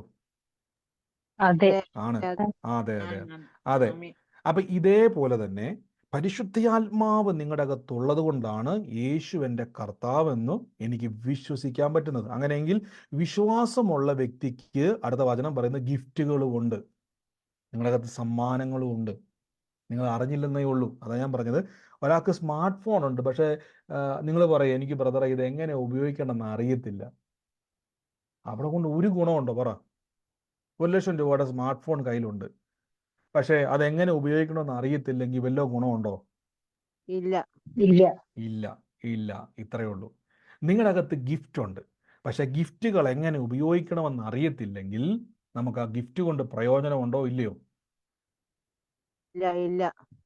ഇല്ല. അപ്പൊ അതുകൊണ്ടാണ് കഴിഞ്ഞ ദിവസങ്ങളിൽ ഞാൻ പറഞ്ഞത്, നിങ്ങളോട് ഇപ്പം നമ്മൾ തുടക്കത്തിൽ കുറേ സാക്ഷ്യം ഞാൻ നിങ്ങളെ പറയിപ്പിച്ചില്ലേ? പറയിപ്പിച്ചെന്നുള്ളതല്ല, അവർ പറഞ്ഞില്ലേ ഓരോ സാക്ഷ്യങ്ങൾ. മരുന്ന് കഴിച്ചിട്ട് റിസൾട്ട്, വചനം പറഞ്ഞ് റിസൾട്ട് കിട്ടി എത്ര പേരുണ്ട്? തുടക്കത്തിൽ ഞാൻ പറഞ്ഞായിരുന്നല്ലോ, ചോദിച്ചായിരുന്നല്ലോ. വചനമാകുന്ന മരുന്ന് കഴിച്ചു. ആമേൻ ആമേൻ ആമേൻ. അപ്പൊ ഇതെന്താ സംഭവിച്ചെന്ന് അറിയാവോ? നിങ്ങളുടെ അകത്തിരുന്ന വചനം പറഞ്ഞപ്പം നിങ്ങളുടെ അകത്തിരുന്ന ഈ രോഗശാന്തി വരം അല്ലെങ്കിൽ ഗിഫ്റ്റ് ഓഫ് ഹീലിംഗ് ഇത് മൂവ് ചെയ്തു. മനസ്സിലാകുന്നുണ്ടോ? നമ്മൾ പ്രാർത്ഥിക്കുമ്പോൾ എങ്ങനെയാണ് അത്ഭുതങ്ങൾ ഉണ്ടാകുന്നതെന്ന് ചോദിച്ചാൽ, നിങ്ങളുടെ അകത്ത് ദൈവം തന്നിരിക്കുന്ന സ്പിരിറ്റ് ഓഫ് ഫെയ്ത്ത് അവിടെ മൂവ് ചെയ്യുക. ആമേൻ. ശ്രദ്ധിച്ചോണം. ഞാൻ ഒന്ന് രണ്ട് വാക്യം നിങ്ങൾക്ക് ഒന്ന് കേൾപ്പിക്കാം. ഒരു വാക്യം ഞാൻ നിങ്ങൾക്കൊന്ന് എടുക്കാം. മർക്കൂസ് ലീഹായുടെ സുവിശേഷമാണ്. ഞാൻ നിങ്ങളൊന്ന് വെയിറ്റ് ചെയ്യണം, ആ വചനം ഞാൻ എടുത്ത് കാണിക്കാം. എനിക്ക് വന്ന സമയം ഇച്ചിരി മുന്നോട്ട് പോയാൽ കുഴപ്പമുണ്ടോ? വചനം മുന്നോട്ട് പോയാൽ? ഒരു കുഴപ്പമില്ല. ഒരു കുഴപ്പമില്ല. ഞാൻ പഴയ നിയമം ഒന്ന് വായിക്കാം. പഴയ നിയമം 1 ശമൂവേലിൻ്റെ പുസ്തകം. എനിക്ക് തോന്നുന്നു ഇന്നുകൊണ്ടത് തീരത്തില്ല കേട്ടോ, കാര്യം കുറേ വചനങ്ങളുണ്ട്. അപ്പോൾ ഇന്ന് ഞാൻ സാക്ഷ്യങ്ങൾ തുടക്കത്തിൽ ഞാൻ പറയിപ്പിച്ചതിൻ്റെ കാര്യം തന്നെ ഇതൊന്ന് ബലപ്പെടാൻ വേണ്ടിയാണ്. സാക്ഷ്യങ്ങളൊന്ന് ബലപ്പെടാൻ വേണ്ടി എനിക്കും നിങ്ങൾക്കും എല്ലാം. എത്ര പേര് എനിക്ക് വേണ്ടി പ്രാർത്ഥിക്കുന്നുണ്ട് എല്ലാ ദിവസവും? ആമേൻ. സ്വതന്ത്രം. ഹല്ലേലൂയ. ആമേൻ. ആമേൻ. സ്തോത്രം. കർത്താവ് നിങ്ങൾ അനുഗ്രഹിക്കട്ടെ. ആമേൻ. ഈ വാക്യം ശ്രദ്ധിച്ചോണം. പഴയ നിയമത്തിലൊരു വാക്യമാണ്, നിങ്ങൾ വായിച്ചാൽ മതി. 1 ശമൂവേലിന്റെ പുസ്തകത്തിലാണ്. അതിന്റെ 1 ശമൂവേൽ 16-ാം അധ്യായത്തിന്റെ ഈ വചനമൊക്കെ നോട്ട് ചെയ്താണ്, അതൊക്കെ ഗുണം ചെയ്യും നിങ്ങൾക്ക്. അതിന്റെ 13-ാം വാക്യത്തിൽ പറഞ്ഞു, അങ്ങനെ ശമൂവേൽ തൈലക്കൊമ്പെടുത്ത് ദാവീദിനെ അവന്റെ സഹോദരന്മാർ നടുവിൽ വെച്ച് അഭിഷേകം ചെയ്തു. യഹോവയുടെ ആത്മാവ് അന്നു മുതൽ ദാവീദിന്റെ മേൽ വന്നു. ശ്രദ്ധിച്ചോണം. അപ്പൊ ദാവീദിന്റെ മേൽ ആര് വന്നു? യഹോവയുടെ ആത്മാവ്. യഹോവയുടെ ആത്മാവ് ആരുടെ മേൽ വന്നു? ദാവീദിന്റെ മേൽ വന്നു. ഇനി അതിന്റെ 17-ാമത്തെ വാക്യം നിങ്ങൾ നോക്കണം. അതിന്റെ 17-ാമത്തെ വാക്യത്തിന്റെ 34-ാം വാക്യം ശ്രദ്ധിച്ചോണം. ദാവീദ് ശൗലിനോട് പറയുന്നതാണ് അഭിഷേകം. ഇപ്പൊ ദാവീദിന്റെ മേൽ എന്ത് വന്നിട്ടുണ്ട്? യഹോവയുടെ ആത്മാവ് വന്നിട്ടുണ്ട്. അപ്പൊ ദാവീദിന്റെ അകത്തിപ്പ് എന്തുണ്ട്? ആരുണ്ട്? ദൈവത്തിന്റെ ആത്മാവ്, അതായത് പരിശുദ്ധ ആത്മാവ് ഉണ്ട്. ഇനി പരിശുദ്ധ ആത്മാവുള്ള ദാവീദ് പറയുകയാണ്, ദാവീദ് ശൗലിനോട് പറയും, അടിയൻ അവൻ്റെ അപ്പൻ്റെ ആടുകളെ മേയിച്ചുകൊണ്ടിരിക്കുമ്പോൾ ഒരിക്കൽ ഒരു സിംഹം, ഒരിക്കൽ ഒരു കരടിയും വന്ന് കൂട്ടത്തിൽ നിന്നും ആടിൻകുട്ടിയെ പിടിച്ചുകൊണ്ട് പോയി. ഞാൻ പിന്തുടർന്ന് അതിനെ അടിച്ചു, അതിൻ്റെ വായിൽ നിന്നും ആട്ടിൻകുട്ടിയെ വിടുവിച്ചു. ദൈവം വിടുവിച്ചു എന്നാണോ ദാവീദ് വിടുവിച്ചെന്നാണോ എഴുതിയേക്കുന്നത്? ശ്രദ്ധിച്ചു വായിച്ചേ. ദാവീദ്. ഒന്നുകൂടെ ഞാൻ ചോദിക്കാൻ പോകണം, ശ്രദ്ധിച്ചോണം. ഞാൻ പിന്തുടർന്നു, 35-ാം വാക്യമാണ്. ഞാൻ പിന്തുടർന്നു അതിനെ അടിച്ചു. ശ്രദ്ധിച്ചോണം. ആരായി ഞാൻ? ദാവീദ് പറയുകയാണ്, ഞാൻ പിന്തുടർന്നു, ഞാൻ അതിനെ അടിച്ചു, ഞാൻ അതിന്റെ വായിൽ നിന്നും ആട്ടിൻകുട്ടിയെ വിടുവിച്ചു. അപ്പൊ ആട്ടിൻകുട്ടിയെ വിടുവിച്ചതാരാ?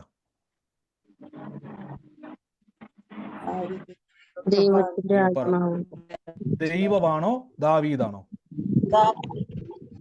ദൈവത്തിന്റെ ആത്മാവ്. ഞാൻ ഒന്നും കൂടെ നിങ്ങൾക്ക് മനസ്സിലാകാൻ വേണ്ടി പെട്ടെന്ന് പറയാം. ദൈവത്തിന്റെ ആത്മാവുള്ള ദാവീദ് ആട്ടിൻകുട്ടിയെ വിടുവിച്ചു. ഓർത്തോണം, ദൈവം വിടുവിച്ചു എന്നല്ല, ദൈവത്തിന്റെ ആത്മാവുള്ള ദാവീദ് ആട്ടിൻകുട്ടിയെ വിടുവിച്ചു. അതായത് ദാവീദിന്റെ മേൽ വന്ന പരിശുദ്ധ ആത്മാവിനാൽ ദാവീദ് എന്ത് ചെയ്തു? തൻ്റെ മുമ്പിൽ വന്നിട്ടുള്ള തൻ്റെ ആടുകളെ പിടിച്ചുകൊണ്ട് പോയ സിംഹത്തെയും കരടിയെയും, നമുക്ക് സിംഹവും കരടിനൊക്കെ പറയുമ്പോൾ തമാശയായിട്ടും തോന്നത്തില്ലല്ലോ, അതൊക്കെ വലിയ കാര്യമല്ലേ? സിംഹവും കരടിനൊക്കെ പറഞ്ഞ വലിയ കാര്യമല്ലേ? സിംഹത്തെയും കരടീനെയും അതിനെ എന്ത് ചെയ്തു? അതിന്റെ വായിൽ നിന്നും അതിന്റെ താടിക്ക് പിടിച്ച് അതിനെ അടിച്ചു കൊന്നു. അങ്ങനെ അടിയൻ സിംഹത്തെയും കരടിയെയും കൊന്നു. ഈ അഗ്രചർമ്മിയായ ഫിലിസ്ത്യനെ ജീവനുള്ള ദൈവത്തിന്റെ സൈന്യത്തെ നിന്ദിച്ചിരിക്കുന്നതുകൊണ്ട് അവനെയും അവൻ എന്ത് ചെയ്യും? കൊല്ലും. അപ്പൊ ശ്രദ്ധിച്ചോണം, ഇവിടെ ദാവീദ് എന്ത് ചെയ്തു? വിടുവിച്ചു. ദാവീദ് എന്ത് ചെയ്തു? എന്റെ കൂടെ പറ, ദാവീദ് എന്ത് ചെയ്തു? അപ്പൊ നിങ്ങൾ ഓർത്തോണം, നിങ്ങളുടെ അകത്തിരിക്കുന്ന പരിശുദ്ധ ആത്മാവിനാൽ നിങ്ങൾക്ക് നിങ്ങളുടെ വിഷയത്തിൽ നിന്നും വിടുതൽ നേടുവാൻ കഴിയും. അതാ ഞാൻ പറഞ്ഞു വരുന്നത്. ദാവീദ് തന്റെ ആടിനെ സിംഹം കടിച്ചുകൊണ്ട് പോയപ്പം ഓടിപ്പോയി മുട്ടയിരുന്ന് ദാവീദ് പ്രാർത്ഥിച്ചു, കർത്താവേ, എൻ്റെ ആടുകളെ വേണ്ടി അപ്പന്റെ ആടുകളെ മുഴുവനും സിംഹം കടിക്കാൻ വരുന്നു. 2 കരടിയും 2 സിംഹവും വന്ന് അതിനെടുത്തുകൊണ്ട് ഓടി അതിന്റെ വായിൽ നിന്നും അതിനെ വിടുവിക്കണമേ എന്നാണ് പ്രാർത്ഥിച്ചത്. നിങ്ങൾ പറ, ശ്രദ്ധിച്ചു വായിച്ചോണം. അല്ല, അല്ല, ഞാൻ അതിനെ പിന്തുടർന്നു, അതിനെ അടിച്ചു. അതിന്റെ ആരെ അടിച്ചത്? കോഴിയെ താറാവിനെ വല്ലതാണോ? സിംഹത്തെയും കരടിയും. കണ്ടോ നിങ്ങൾ എന്തുവാ കേൾക്കുന്നത്? നിങ്ങൾ ഇത് എന്തുവാ കേൾക്കുന്നത്? ഈ ദാവീദ് എന്ന് പറയുന്ന മനുഷ്യൻ അജാന ബാഹു ഒന്നുമല്ല, സാധാരണ മനുഷ്യനാ. പക്ഷെ അയാൾ പറയുകയാണ്, ഞാൻ പിന്തുടർന്നു. ആരെ? ഒരു സിംഹത്തെ പിന്തുടരണമെങ്കിൽ എത്ര സ്പീഡ് വേണമെന്നറിയോ? നിങ്ങൾ ചിന്തിച്ചിട്ടുണ്ടോ? നമുക്കൊരു സിംഹത്തിന്റെ പുറകെ ഓടാൻ പറ്റുമോ? വേഗതയേറിയ മൃഗങ്ങളിൽ പെട്ട ആളാണ് ആര്? മനുഷ്യന്റെ വേഗതയേക്കാൾ ഒരു കുതിരയെ വരെ ഓടിച്ചു ചെന്ന് പിടിച്ചുകൊണ്ട് വരാൻ കപ്പാസിറ്റി ഉള്ള ആളാണ് ആര്? നിങ്ങൾക്ക് ഒരു കുതിരനെ ഓടി തോപ്പിക്കാൻ പറ്റുമോ? നമ്മുടെ ബൈക്കുകൾക്ക് പറയാറുണ്ട് ഹോഴ്സ് പവർ എന്ന് പറയാറുണ്ട് അല്ലേ? അപ്പം ഒരു സിംഹത്തിന്റെ പുറകെ ഓടി അതിനെ പിന്തുടർന്ന് കടിച്ചുകൊണ്ട് പോകുന്ന ആടിന്റെ ഒരു ഇരയെ കിട്ടിയാൽ പിന്നെ സിംഹം വെറുതെ ഇരിക്കുവോ? അത് ഓടും അതുമായിട്ട്. അതിനെ പിന്തുടർന്ന് നല്ല ചോദിക്കും. അപ്പൊ ദാവീദിന്റെ കാലുകൾക്ക് ഒരു പവർ വന്നില്ലേ അവിടെ? ആണോ അല്ലേ? നിങ്ങൾ പറ. ഞാൻ ഈ ഒരു സൂപ്പർ നാച്ചുറൽ ലൈഫിനെ പറ്റിയാ പറഞ്ഞ കേട്ടോ. നിങ്ങൾ ചിന്തിക്കും, ബ്രദറെ, ഞാൻ എൻ്റെ വലിയ കടഭാരം ഇതൊക്കെ മാറാനുള്ള വഴിയാണ്. നിങ്ങളുടെ വിഷയങ്ങളും നിങ്ങളുടെ അവസ്ഥകളൊക്കെ ചേഞ്ച് ആകുന്ന വചനങ്ങളൊക്കെ കണ്ടുകൊണ്ടിരിക്കുന്നത്. അപ്പൊ നിങ്ങൾ ചിന്തിക്കും, ബ്രദറെ, ഒരു പ്രവചനം പറ, ഞാനിത് രക്ഷപ്പെടട്ടെ. ഇത് വലിയ പ്രവചനം നമ്മൾ കേട്ടുകൊണ്ടിരിക്കുന്നത്. ആമേൻ. ഇവിടെ ശ്രദ്ധിച്ചോണം, ദാവീദ് ശൗലിനോട് പറഞ്ഞത്, ഞാൻ അതിനെ പിന്തുടർന്നു, ഞാൻ അതിനെ അടിച്ചു, ഞാൻ അതിന്റെ വായിൽ നിന്നും അതിനെ വിടുവിച്ചു. അതിന്റെ അർത്ഥം ദാവീദിന്റെ കാലുകളുടെ വേഗത സിംഹത്തിന്റെ വേഗതയേക്കാൾ കൂടുതലാന്നല്ല അതിന്റെ അർത്ഥം. ഇത് ശ്രദ്ധിച്ച് കേട്ടോണം. ആരുടെയൊക്കെയോ ശരീരത്തിലേക്ക് സ്ട്രെങ്ത് വരാൻ പോവാ. ഞാൻ ഒന്നുകൂടെ ചോദിക്കാൻ പോവാ, ഗീതാ സഹോദരിയുടെ അമ്മ ഇപ്പം കിടക്കുവാണോ നടക്കുവാണോ? നടക്കുവാ. ഗീതാ സഹോദരി പറയണ്ട, കേട്ടവരങ്ങ് പറഞ്ഞാൽ മതി ഇനി മുതല്. ആ 1.5 വർഷമായിട്ട് ഫിക്സ് വന്ന് കിടന്ന അമ്മച്ചി, കാല് ഇടിക്കാൻ വയ്യാതെ, നമുക്കറിയാം ഫിക്സ് വന്നാൽ അവസ്ഥ നമുക്കറിയാം. ഇന്ന് അമ്മച്ചി ചാടി എണീറ്റ് നടക്കുക. അതിന്റെ കാര്യം മനസ്സിലാക്കുക, കാലുകളുടെ മേൽ, ശരീരത്തിന്റെ മേൽ സ്ട്രെങ്ത് വന്നു. ഇവിടെ ശ്രദ്ധിച്ചോണം, ദാവീദ് സിംഹത്തിന്റെ പുറകെ ഓടി അതിനെ പിന്തുടർന്ന് അതിനെ പിടിക്കണമെങ്കിൽ സിംഹത്തെക്കാൾ സ്പീഡ് വേണം. ആണമല്ലേ? വേണം. 2, അതിനെ അടിച്ചു. ഒരു സിംഹത്തെ അടിച്ചു വീഴ്ത്തണമെങ്കിൽ നിങ്ങൾ പറ, ഒരു മനുഷ്യൻ എങ്ങനെ അടിച്ചു വീഴ്ത്തും? ആട്ടിടയന്മാരിൽ AK-47 ഇല്ല, തോക്കൊന്നുമില്ല, കുറെ വടിയോ ഉള്ളത്. ഈ വടി കൊണ്ടടിച്ചാൽ സിംഹം വീഴുവോ ഇല്ലയോ? ഇല്ല. ഞാൻ കേട്ടിരിക്കുന്നത് ഏകദേശം സിംഹത്തിന് 500 കിലോ ഒക്കെ അടുത്ത് ഭാരം ഉണ്ടെന്ന്. ശരിയാണോ തെറ്റാണോ? ഞാൻ പറഞ്ഞ ശരിയോ തെറ്റാണോ? ശരിയാ അല്ലേ? ശരിയാണോ? ബ്രദർ പറഞ്ഞത് ശരിയാണോ? അതെ. അതെ. ഞാൻ കേട്ടത് പറഞ്ഞു കേട്ടോ. അപ്പൊ ശരിയാ, ഓക്കെ, നിങ്ങൾക്ക് ഉറപ്പുണ്ട്. അപ്പൊ 500 കിലോ ഉള്ള സിംഹത്തെ പോട്ടെ, 300 കിലോ ഉള്ള സിംഹത്തെ 100 കിലോ ഉള്ള ഏകദേശമാണ് ദാവീദിന് എങ്ങനെ അടിച്ചു വീഴ്ത്താൻ പറ്റും? പറ്റും. നിങ്ങൾ പറ, എങ്ങനെ വീഴ്ത്താൻ പറ്റും? ആത്മാവുള്ളതുകൊണ്ട്. പരിശുദ്ധാത്മാവ് ഉള്ളത് കൊണ്ട്. ആ അപ്പൊ പരിശുദ്ധാത്മാവ് ഇപ്പൊ എവിടെ ഇരിക്കുന്നത്? ദാവീദിന്റെ അകത്ത്. ആ ദാവീദിന്റെ അകത്തിരിക്കുന്ന പരിശുദ്ധ ആത്മാവിന് സിംഹത്തിന്റെ വേഗതയെ ഓവർടേക്ക് ചെയ്യുവാൻ പവർ കൊടുത്തു. 2, ദാവീദിന്റെ അകത്തിരിക്കുന്ന പരിശുദ്ധ ആത്മാവിന് സിംഹത്തെ അടിച്ചു വീഴ്ത്താനുള്ള പവർ കൊടുത്തു. അടുത്ത വാക്യം പറയുന്നു, ദാവീദിന്റെ അകത്തിരിക്കുന്ന പരിശുദ്ധ ആത്മാവിനാൽ സിംഹത്തിന്റെ വായിൽ നിന്നും ആട്ടിൻകുട്ടിയെ വിടിവിക്കുവാനുള്ള സ്ട്രെങ്ത് കൊടുത്തു. ഇപ്പൊ മനസ്സിലായോ? പരിശുദ്ധാത്മാവ് നിങ്ങളുടെ അകത്ത് വരുമ്പോൾ നിങ്ങൾക്ക് ശക്തി ലഭിക്കും എന്ന് പറയുമ്പോൾ നമ്മൾ ഓർക്കുന്നത് ഭയങ്കര കൈ കൊട്ടിപ്പാടാനുള്ള പവർ അല്ല, ഒരു എബിലിറ്റിയാണ് നമുക്കുണ്ടാകുന്നത്. The ability to supernatural things, അസാധാരണമായ കാര്യങ്ങളെ ചെയ്തെടുക്കുവാനുള്ള കഴിവ് അല്ലെങ്കിൽ അഭിഷേകം നമ്മളിലേക്ക് വരും. ഇവിടെ ശ്രദ്ധിച്ചോണം, ദാവീദ് പറയുകയാണ്, അടിയൻ സിംഹത്തെയും കരടിയെയും കൊന്നു. ശ്രദ്ധിച്ചോണം, താൻ എന്ത് ചെയ്തു? അതിനെ പിന്തുടർന്നു. അപ്പൊ പിന്തുടരണമെങ്കിൽ വേഗത വേണം, അതിനെ അടിച്ചു വീഴ്ത്തണമെങ്കിൽ ശക്തി കൈക്ക് വേണം. അതിന്റെ വായിൽ നിന്നും ഒരു സിംഹത്തിന്റെ വായിൽ നിന്നും അത് കടിച്ചു പിടിച്ചിരിക്കുന്ന ഒരു ഇരയെ പിടിച്ച് പുറത്തേക്ക് എടുക്കണമെങ്കിൽ 500 കിലോ ഉള്ള സിംഹത്തെ 100 കിലോ ഉള്ള മനുഷ്യന് പിടിച്ചു വലിക്കാൻ പറ്റുമോ? അങ്ങോട്ടും ഇങ്ങോട്ടും പിടിവലി നടത്തണ്ടേ? ആരാ സ്ട്രോങ്? ആരാ സ്ട്രോങ്? ദാവീദ്. അങ്ങനെയാണെങ്കിൽ ഞാൻ അടുത്തൊരു ചോദ്യം ചോദിക്കുമ്പോൾ നിങ്ങൾ ഞെട്ടരുത്. ഈ വാക്യം ശ്രദ്ധിച്ചോണം. ഈ വാക്യം നിങ്ങൾ വളരെ ശ്രദ്ധിച്ചോണം. ഈ വാക്യം പറയുന്നു, ആകയാൽ ദൈവാത്മാവ് സംസാരിക്കുന്നവൻ ആരും യേശു ശപിക്കണമെന്ന് പറയത്തില്ല. പരിശുദ്ധാത്മാവിനാൽ അല്ലാതെ യേശുവിനെ കർത്താവെന്ന് പറയുവാൻ ആർക്കും കഴിയത്തില്ല. നിങ്ങൾക്ക് വിശ്വാസമുണ്ടോ യേശുവാണ് എൻ്റെ കർത്താവെന്ന്? അങ്ങനെയെങ്കിൽ അതെങ്ങനെ പറയാൻ പറ്റിയത്? പരിശുദ്ധാത്മാവുള്ളത് കൊണ്ട്. കണ്ടോ? പരിശുദ്ധാത്മാവുള്ള ദാവീദിന് സിംഹത്തിനേക്കാൾ വേഗതയുണ്ടായെങ്കിൽ, പരിശുദ്ധാത്മാവുള്ള ദാവീദിന് സിംഹത്തിനെ അടിച്ചു വീഴ്ത്താൻ പറ്റിയെങ്കിൽ, പരിശുദ്ധാത്മാവുള്ള ദാവീദിന് സിംഹത്തിന്റെ വായിൽ നിന്നും ആടിനെ വിടുവിക്കുവാൻ പറ്റുമെങ്കിൽ, പരിശുദ്ധാത്മാവുള്ള നിങ്ങൾക്ക് നിങ്ങളുടെ വിഷയത്തിൽ നിന്നും രക്ഷപ്പെടാൻ കഴിയുമോ ഇല്ലയോ? കഴിയും. കണ്ടോ? ഇപ്പൊ മനസ്സിലായോ? ഇനി എങ്ങനെ കഴിയും? നമ്മുടെ മുമ്പിൽ സിംഹമല്ല ഇപ്പൊ നിൽക്കുന്നത്. നമ്മുടെ മുമ്പിൽ രോഗമായിരിക്കും, കടഭാരമായിരിക്കും, പ്രതിസന്ധി ആയിരിക്കും, പ്രതികൂലങ്ങളായിരിക്കും, പ്രശ്നങ്ങളായിരിക്കും. ഓർത്തോണം, ഇതെല്ലാം സിംഹങ്ങളാണ്. വേഗതയുള്ള സിംഹങ്ങളാണ്, ശക്തിയുള്ള സിംഹങ്ങളാണ്, നിങ്ങളെ കവർന്നെടുക്കാൻ ശക്തിയുള്ള സിംഹമാണ്. പക്ഷേ ദാവീദ് എന്ത് ചെയ്തത്? ശ്രദ്ധിച്ചോണം, ദാവീദ് ചെയ്തതാണ് നമ്മൾ ചെയ്യേണ്ടത്. ആ വചനം ശ്രദ്ധിച്ചോണം.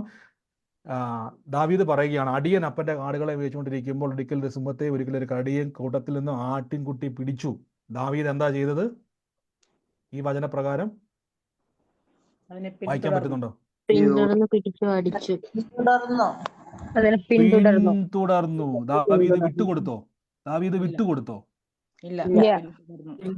ദാവീദ് പറയാ, കർത്താവ് വേണേ പ്രവർത്തിക്കട്ടെ എന്ന് പറഞ്ഞു. ദാവീദ് പറഞ്ഞു, കർത്താവേ, ഞാൻ അങ്ങയോട് പ്രാർത്ഥിക്കുന്നു, കർത്താവ് എന്റെ ആടുകളെ തിരിച്ചു തരണം എന്ന് പറഞ്ഞു. ഇല്ല. ദാവീദ് പിന്തുടർന്നു. ഒരു സിംഹത്തെയാണ് ഫോളോ ചെയ്യുന്നത്. ഓർത്തോണം, ചെറിയ നമ്മൾ ബാക്കി ഒരു നായ്ക്കുട്ടീനൊന്നും അല്ല ഫോളോ ചെയ്യുന്നത്. നമുക്ക് ഫോളോ ചെയ്യാൻ പറ്റുന്ന മൃഗങ്ങൾ ഏതൊക്കെയാണ്? നിങ്ങൾക്ക് ഓടിച്ചിട്ട് പിടിക്കാൻ പറ്റുന്ന മൃഗങ്ങൾ ഏതൊക്കെയാ? പറ. നിങ്ങൾക്ക് ധൈര്യമുണ്ട് അതിന്റെ പുറകെ പോയി ഞാൻ ഇതിനെ പിടിക്കും, അങ്ങനെയുള്ള ഏതെങ്കിലും ഒരു മൃഗത്തിന്റെ പേര് പറ. ആടുണ്ട്, പിന്നെ എന്നാ ഉണ്ട്? കോഴിയുണ്ട്, പിന്നെ എന്നാ ഉണ്ട്? പശു. പശുവിനെയൊക്കെ നമുക്ക് എന്ത് ചെയ്യാൻ പറ്റും? ചിരിക്കൊന്നും വേണ്ട, ധൈര്യത്തോടെ പറഞ്ഞു. പശുവിനെയൊക്കെ നമുക്ക് എന്ത് ചെയ്യാൻ പറ്റും? എന്തെങ്കിലുമൊക്കെ എടുത്തുകൊണ്ട് പോയി കഴിഞ്ഞാൽ വലിയ ഒച്ചയൊക്കെ വെച്ചുകൊണ്ട് നമുക്ക് വേണം എന്ത് ചെയ്യാം? ഓടിച്ചിട്ട് അതിനെ പിടിച്ച് അതിന്റെ വായിൽ നിന്ന് എന്ത് ചെയ്യാം? നമുക്ക് പേടിയുണ്ടോ? ഇല്ല. ഒരു സിംഹത്തിന്റെ പുറകെ പോകാൻ പേടിയുണ്ടോ? അപ്പൊ സിംഹം വന്ന് നിങ്ങളുടെ വീടിന്റെ അകത്ത് ഒരു കോഴിയെ കടിച്ചുകൊണ്ട് പോയാൽ നിങ്ങൾ പെരക്കകത്ത് കയറി വാതിലടയ്ക്കോ അതിന്റെ പുറകെ പോയി കോഴിയെ പിടിക്കൂ? വാതിലടച്ച് കഴിയുമെങ്കിൽ അരമാരിക്കകത്ത് കയറിയിരിക്കും അല്ലേ? പക്ഷെ ദാവീദിന് എവിടുന്ന് കിട്ടി ഈ ധൈര്യം? പരിശുദ്ധാത്മാവ് ഉള്ളത് കൊണ്ട്. ശ്രദ്ധിച്ചേ, ശ്രദ്ധിച്ചോണം. ഞാൻ വീണ്ടും പറഞ്ഞു, അപ്പൊ ഇതൊക്കെ ആത്മാവിന്റെ ഫലങ്ങളാണ് നമ്മൾ വ്യാപരിക്കാൻ പോകേണ്ടത്. ഒരു പ്രശ്നം വരുമ്പോൾ നമ്മൾ എന്തുകൊണ്ടാണ് പലപ്പോഴും നമ്മുടെ അകത്ത് ഭയം വരും, ഭാരം വരും, പക്ഷെ നമ്മൾ പോലും അറിയാതെ കർത്താവ് എനിക്ക് വേണ്ടി ചെയ്യും എന്നകത്തൊരു ഉറപ്പ് വരുന്നത് പരിശുദ്ധാത്മാവ് നമ്മുടെ അകത്തൊരു ധൈര്യം വ്യാപരിക്കുന്നുണ്ട്. ഇപ്പോൾ ശ്രദ്ധിച്ചു നോക്കി, നമ്മളിപ്പോൾ പറഞ്ഞ ഉത്തരത്തിന്റെ അകത്ത് കണ്ടോ, നമ്മൾ കോഴിയുടെയും താറാവിന്റെയും പൂച്ചയുടെ ഒക്കെ പുറകെ നമ്മൾ ഓടാൻ തയ്യാറാണ്, അതിന്റെ വായിൽ നിന്ന് അത് പിടിച്ചെടുക്കാൻ തയ്യാറാണ്. പക്ഷെ സിംഹത്തിന്റെ പുറകെ ഓടുന്ന വെച്ചാൽ നിങ്ങൾക്ക് എല്ലാവർക്കും പേടിയാ. ഞാൻ ചോദിച്ചോട്ടെ, ദാവീദ് ഏലിയൻ വല്ലതാണോ, അന്യഗ്രഹ ജീവി വല്ലതാണോ? അല്ല. സ്വന്തം അപ്പൻ പോലും പറയുന്നത് എനിക്കൊരു മകനുണ്ട്, അവൻ കാട്ടിക്കിടക്കുവാന്ന് പറഞ്ഞു. വേറെ സഹോദരന്മാരുണ്ട്, യുദ്ധവീരന്മാർ അവിടെയുണ്ട്. അവർക്കില്ലാത്തൊരു ധൈര്യം ദാവീദിന് എവിടുന്ന് കിട്ടി? തുടക്കത്തിൽ വായിച്ചു, ദാവീദിന്റെ മേൽ പരിശുദ്ധാത്മാവ് വന്നു. അപ്പൊ ശ്രദ്ധിച്ചേ, പരിശുദ്ധാത്മാവ് വന്ന നിങ്ങളുടെ മേൽ ഇതെല്ലാം ഉണ്ട്. അപ്പൊ ഒരു ചോദ്യം, ബ്രദറെ, പിന്നെ എന്തുകൊണ്ടാണ് എനിക്ക് ഈ വിഷയങ്ങളൊക്കെ വരുന്നത്? അങ്ങനെ ചോദിക്കുന്ന ആരെങ്കിലും ഉണ്ടോ? ഉണ്ട് ബ്രദറെ. ഉണ്ട്. ശ്രദ്ധിച്ചോണം. ഞാൻ ചോദിച്ചോട്ടെ, അഭിഷേകമുള്ള ദാവീദിന്റെ അടുക്കലേക്ക് ദാവീദിന്റെ ആടിനെ പിടിക്കാൻ എന്തുകൊണ്ടാണ് സിംഹം വന്നത്? എന്തുകൊണ്ടാണ് സിംഹം വന്നത്? പരിശുദ്ധാത്മാവിന്റെ കാണാൻ വേണ്ടിട്ട്. ഒന്നുമല്ല, സിമ്പിളായിട്ട് പറയാം. ഒന്നുമല്ല, സിമ്പിളായിട്ട് പറയാം. സിംഹത്തിന്റെ ആഹാരം എന്തുവാ? അതിനെ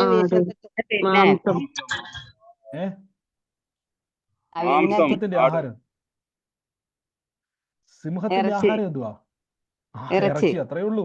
അത് ദാവീദിന്റെ ആടായതുകൊണ്ട് പിടിക്കാൻ വന്നൊന്നുമല്ല. അതിന്റെ ആഹാരം എന്തുവാ? ഞാൻ ചോദിച്ചോട്ടെ, ഏതെങ്കിലും ഇരുമ്പേല് ക്യാൻസർ വരുമോ?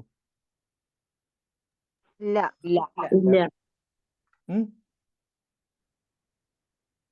ഏതെങ്കിലും ഇരുമ്പേല് ക്യാൻസർ വരുമോ?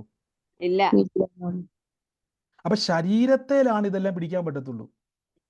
മനസ്സിലാകുന്നുണ്ടോ? ഇത് വരുമ്പോ ശ്രദ്ധിച്ചോണം, ഇതിങ്ങനെ നിങ്ങളിപ്പം ശ്രദ്ധിച്ചിട്ടുണ്ടോ? നിങ്ങൾ പോകുന്ന സ്ഥലങ്ങളിൽ ഇതിങ്ങനെ നിൽക്കുക.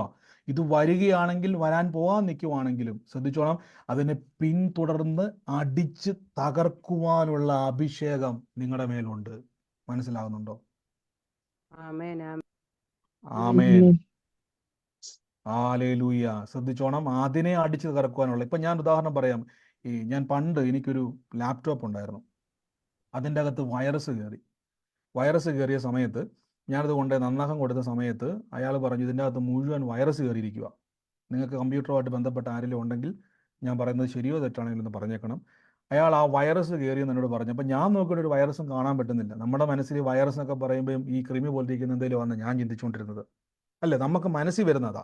അപ്പം ഞാൻ ഓർത്ത് ലാപ്ടോപ്പിൽ ആദ്യമായിട്ട് ഉപയോഗിച്ചു കേട്ടോ, അന്നൊന്നും അറിയത്തില്ല, ഒന്നും അറിയാത്ത ഒരാളാണ്. അപ്പോൾ വൈറസ് എങ്ങനെ കയറി എനിക്ക് അറിയത്തില്ല കേട്ടോ, എൻ്റെ പൊട്ടബുദ്ധിയിലാണ്. അപ്പോൾ അയാൾ എന്ത് ചെയ്യുന്നു വെച്ച് കഴിഞ്ഞാൽ, സാധാരണ നമുക്കൊരു വൈറസ് വന്നാൽ സാധാരണ അത് എടുത്ത് കളയുന്നു. അപ്പം ഈ വൈറസ് വന്നെന്ന് പറഞ്ഞുകൊണ്ട് അയാൾ എൻ്റെ ലാപ്ടോപ്പ് തല്ലി പൊട്ടിച്ചിട്ട് അതിൻ്റെ അകത്ത് വൈറസ് ഉള്ള ഭാഗം എടുത്ത് കളയുവാണോ, അതോ കമ്പ്യൂട്ടറിൻ്റെ അകത്ത് തന്നെ ഇട്ടുകൊണ്ട് പ്രത്യേക സോഫ്റ്റ്വെയർ വഴി അത് ക്ലിയർ ചെയ്യുവാണോ? നിങ്ങൾ പറ. സോഫ്റ്റ്വെയർ വഴി ക്ലിയർ ആക്കും. അതൊരു സോഫ്റ്റ്വെയർ വഴി കമ്പ്യൂട്ടറിന്റെ അകത്തിട്ടുകൊണ്ട് തന്നെ, അതായത് അത് തല്ലിപ്പൊട്ടിച്ച് കളയുമല്ല, അതിന്റെ അകത്തിട്ടുകൊണ്ട് തന്നെ അത് റിപ്പയർ ചെയ്ത് തിരിച്ചു തരും. അങ്ങനെയല്ല ചെയ്യുന്നത്? മൊബൈലിലും ഒക്കെ അങ്ങനെ തന്നെ അല്ലേ? അതെ. അങ്ങനെയെങ്കിൽ നിങ്ങളുടെ അകത്തിരിക്കുന്ന വിഷയത്തെ, നിങ്ങളുടെ അകത്തിരിക്കുന്ന പരിശുദ്ധാത്മാവിലുള്ള ഗിഫ്റ്റുകൾ ഉപയോഗിച്ച് നിങ്ങൾ അതിനെ പുറത്തു കളയണം. മനസ്സിലാകുന്നുണ്ടോ? അതിനെ പുറത്തു കളയണം. ഒരു പ്രശ്നം വരുമ്പോൾ ഉടനെ ഓർത്തോണം, എൻ്റെ അകത്ത് ഇരിപ്പുണ്ട് ഇതിൻ്റെ പരിഹാരം. മനസ്സിലാകുന്നുണ്ടോ? നമ്മൾ അടുത്ത ദിവസങ്ങളിൽ കുറച്ചും കൂടെ ഡീപ്പായിട്ട് ഇത് ചിന്തിക്കും. ഇപ്പം നിങ്ങൾക്ക് ഈ ദാവീദിന്റെ കാര്യം പറഞ്ഞപ്പോൾ മനസ്സിലായോ? ദാവീദ് എന്ത് ചെയ്തു? പിന്തുടർന്നു. യഹോവേ എൻ്റെ ആടുകളെ രക്ഷിക്കണമേ, യഹോവേ എൻ്റെ ആടുകളെ രക്ഷിക്കണേ എന്ന് പറഞ്ഞിട്ട് നിലവിളിച്ചോ? നമ്മൾ പണ്ട് അങ്ങനെ ഒരു കഥ കേട്ടിട്ടുണ്ടല്ലേ? എല്ലാ ആട്ടിടയന്മാരും അങ്ങനെ വിളിക്കുന്നത്, ഓടിവായോ എൻ്റെ ആടിനെ സിംഹം കൊണ്ട്. പക്ഷെ ദാവീദ് എന്ത് ചെയ്തില്ല? നിലവിളിക്കാൻ പോയില്ല, പകരം ആ സിംഹത്തിന്റെ പുറകെ ഓടി. വേഗതയുള്ള, ബലമുള്ള, മൃഗങ്ങളിൽ വെച്ച് ഏറ്റവും വേഗത കൂടിയ മൃഗങ്ങളിൽ ഒന്നായ സിംഹത്തെ മനുഷ്യൻ ഓടി തോൽപ്പിക്കാൻ പറ്റത്തില്ല. പക്ഷെ ദാവീദിന്റെ മേലുള്ള അഭിഷേകത്താൽ ദാവീദ് തന്നെ ഓടിച്ചിട്ട് പിടിച്ച് അതിനെ അടിച്ച് അതിന്റെ വായിൽ നിന്നും ആട്ടിൻകുട്ടിയെ വിടുവിച്ചുവെങ്കിൽ പരിശുദ്ധാത്മാവുള്ള നിങ്ങളോട് ഞാൻ പറയുന്നു, നിങ്ങളുടെ വിഷയങ്ങളെ ഇതേപോലെ പിടിച്ച് പുറത്തേക്ക് എറിയാൻ എത്ര പേര് തയ്യാറാ? ഞാൻ തയ്യാറാണ്. ആമേൻ. ആമേൻ, ആമേൻ, ഹല്ലേലൂയ. അങ്ങനെയെങ്കിൽ ഇവിടെ ശ്രദ്ധിച്ചോണം. അങ്ങനെയെങ്കിൽ നമ്മൾ ഈ വായിച്ച വചനത്തിൽ എങ്ങനെയാണ് അത് പുറന്തള്ളുന്നുള്ള പറഞ്ഞിട്ട് ഞാൻ ഇന്നത്തെ സ്റ്റോപ്പ് ചെയ്യുവാണ്.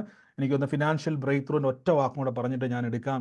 നമ്മളത് പ്രാർത്ഥിക്കാൻ വേണ്ടി പോകണം. ഒത്തിരി നേരം നമ്മൾ എടുത്തു അല്ലേ, ഒത്തിരി നേരം നമ്മൾ ഇച്ചിരി മുന്നോട്ട് പോയി. അപ്പോൾ ഇവിടെ ശ്രദ്ധിച്ചോണം, 2 കാര്യങ്ങളാണ് നമ്മൾ കേൾക്കാൻ പോകുന്നത്. ഒന്ന്, ആത്മാവിനാലുള്ള വിശ്വാസം. അത് ഞാൻ ആദ്യം പറഞ്ഞു, എന്താണെന്നുള്ളത് പറഞ്ഞു. ആത്മാവിനാൽ എന്താണ് നമുക്ക് കിട്ടുന്ന? ആത്മാവിനാൽ വിശ്വാസത്തെ പറ്റി നമ്മൾ കേട്ടു. 2, ആത്മാവിനാൽ രോഗശാന്തി വരം, ഗിഫ്റ്റ് ഓഫ് ഹീലിംഗ്. അപ്പൊ ഇത് ആരിലുണ്ട്? ആരിലുണ്ട്? പരിശുദ്ധാത്മാവിലുണ്ട്. അല്ലല്ല, ഇപ്പോൾ ആരിലിരിക്കുന്നത്? പരിശുദ്ധാത്മാവ് എവിടെ ഇരിക്കുന്നത്? നമ്മുടെ അപ്പൊ നിങ്ങളുടെ അകത്തിരിക്കുന്ന പരിശുദ്ധാത്മാവിൽ ഇരിക്കുന്നതാണ് ഗിഫ്റ്റ് ഓഫ് ഹീലിംഗ്. അപ്പൊ ഈ ഗിഫ്റ്റ് ആർക്കുള്ളതാ? പരിശുദ്ധാത്മാവിനുള്ളതാണോ എനിക്കുള്ളതാണോ? എനിക്കുള്ളത്. നിങ്ങളൊരു ബർത്ത്ഡേ ഫംഗ്ഷന് പോയി, നിങ്ങളുടെ കയ്യിൽ ഒരു ഗിഫ്റ്റ് ഇരിപ്പുണ്ട്. ആ ഗിഫ്റ്റ് ആർക്കുള്ളതായിരിക്കും? ആൾക്കുള്ളത്. അവിടെ ബർത്ത്ഡേ ആഘോഷിക്കുന്ന. അത് തന്നെ. അപ്പൊ ഗിഫ്റ്റ് എന്ന് പറഞ്ഞാൽ ഗിഫ്റ്റ്. അപ്പൊ പരിശുദ്ധാത്മാവ് വന്നിട്ട് പരിശുദ്ധാത്മാവിനാൽ ഒരു ഗിഫ്റ്റ് എന്ന് പറഞ്ഞാൽ അത് പരിശുദ്ധാത്മാവിന്റെ ഗിഫ്റ്റ് അല്ല, പകരം പരിശുദ്ധാത്മാവ് എനിക്ക് തരുന്ന ഗിഫ്റ്റാ. ഞാൻ ചോദിച്ചോട്ടെ, പരിശുദ്ധാത്മാവിന് രോഗമുണ്ടോ? ഇല്ല. ദൈവത്തിന് രോഗമുണ്ടോ? ഇല്ല. അപ്പൊ ഇവർക്ക് 2 പേർക്കും ഈ രോഗശാന്തി വരം കിട്ടിയോണ്ട് വല്ല ഗുണമുണ്ടോ?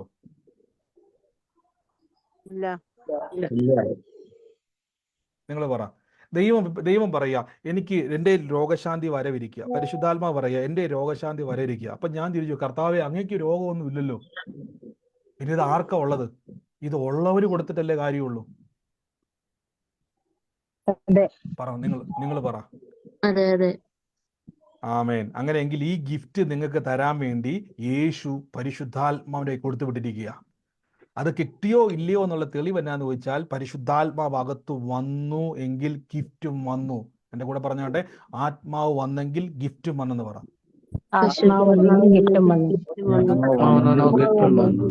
ആത്മാവ് വന്നതിന്റെ തെളിവ് എന്നാന്ന് വെച്ചാൽ യേശു എൻ്റെ കർത്താവ് എന്ന് പറയാൻ പറ്റി. അതുകൊണ്ടാണ് ഞാൻ പറഞ്ഞത്, ഒരു നിരീശ്വരവാദിയോട് പറയണം. നിങ്ങൾ പോയിട്ട് നിങ്ങൾക്ക് മനസ്സിലാവാൻ വേണ്ടി പറയാം. യേശുവിനെ വിശ്വസിക്കാത്ത ഒരു നിരീശ്വരവാദിയോട് പറയണം, എനിക്ക് വേണ്ടി ഒന്ന് പ്രാർത്ഥിക്കാമെന്ന് വെച്ച് കഴിഞ്ഞാൽ പുള്ളി നിങ്ങളെ തല്ലി ഓടിക്കുമെങ്കിൽ, ആ പുള്ളി നിങ്ങളെ കല്ലെറിഞ്ഞ് ഓടിക്കുമെങ്കിൽ അതിൻ്റെ അർത്ഥം അവൻ്റെ അകത്തില്ലാത്ത ആത്മാവ്, വിശ്വാസത്തിൻ്റെ ആത്മാവ് നിങ്ങളുടെ അകത്തുണ്ട്. ആമേൻ. അവൻ തല്ലിയാൽ നിങ്ങൾ പറയും ഞാൻ പ്രാർത്ഥിക്കും. അവൻ നിങ്ങളെ ഓടിച്ചാലും, ഇപ്പോൾ നമ്മൾ കണ്ടില്ല, ബൈബിൾ വിരോധികൾ, സുവിശേഷ വിരോധികൾ നോർത്ത് ഇന്ത്യയിലൊക്കെ ആൾക്കാരെ ഓടിക്കുമ്പം അവരെന്തുകൊണ്ട്, അപ്പം ചിലർ പറയും എന്തിനാ ഞാൻ തല്ലി കൊള്ളുന്നത്?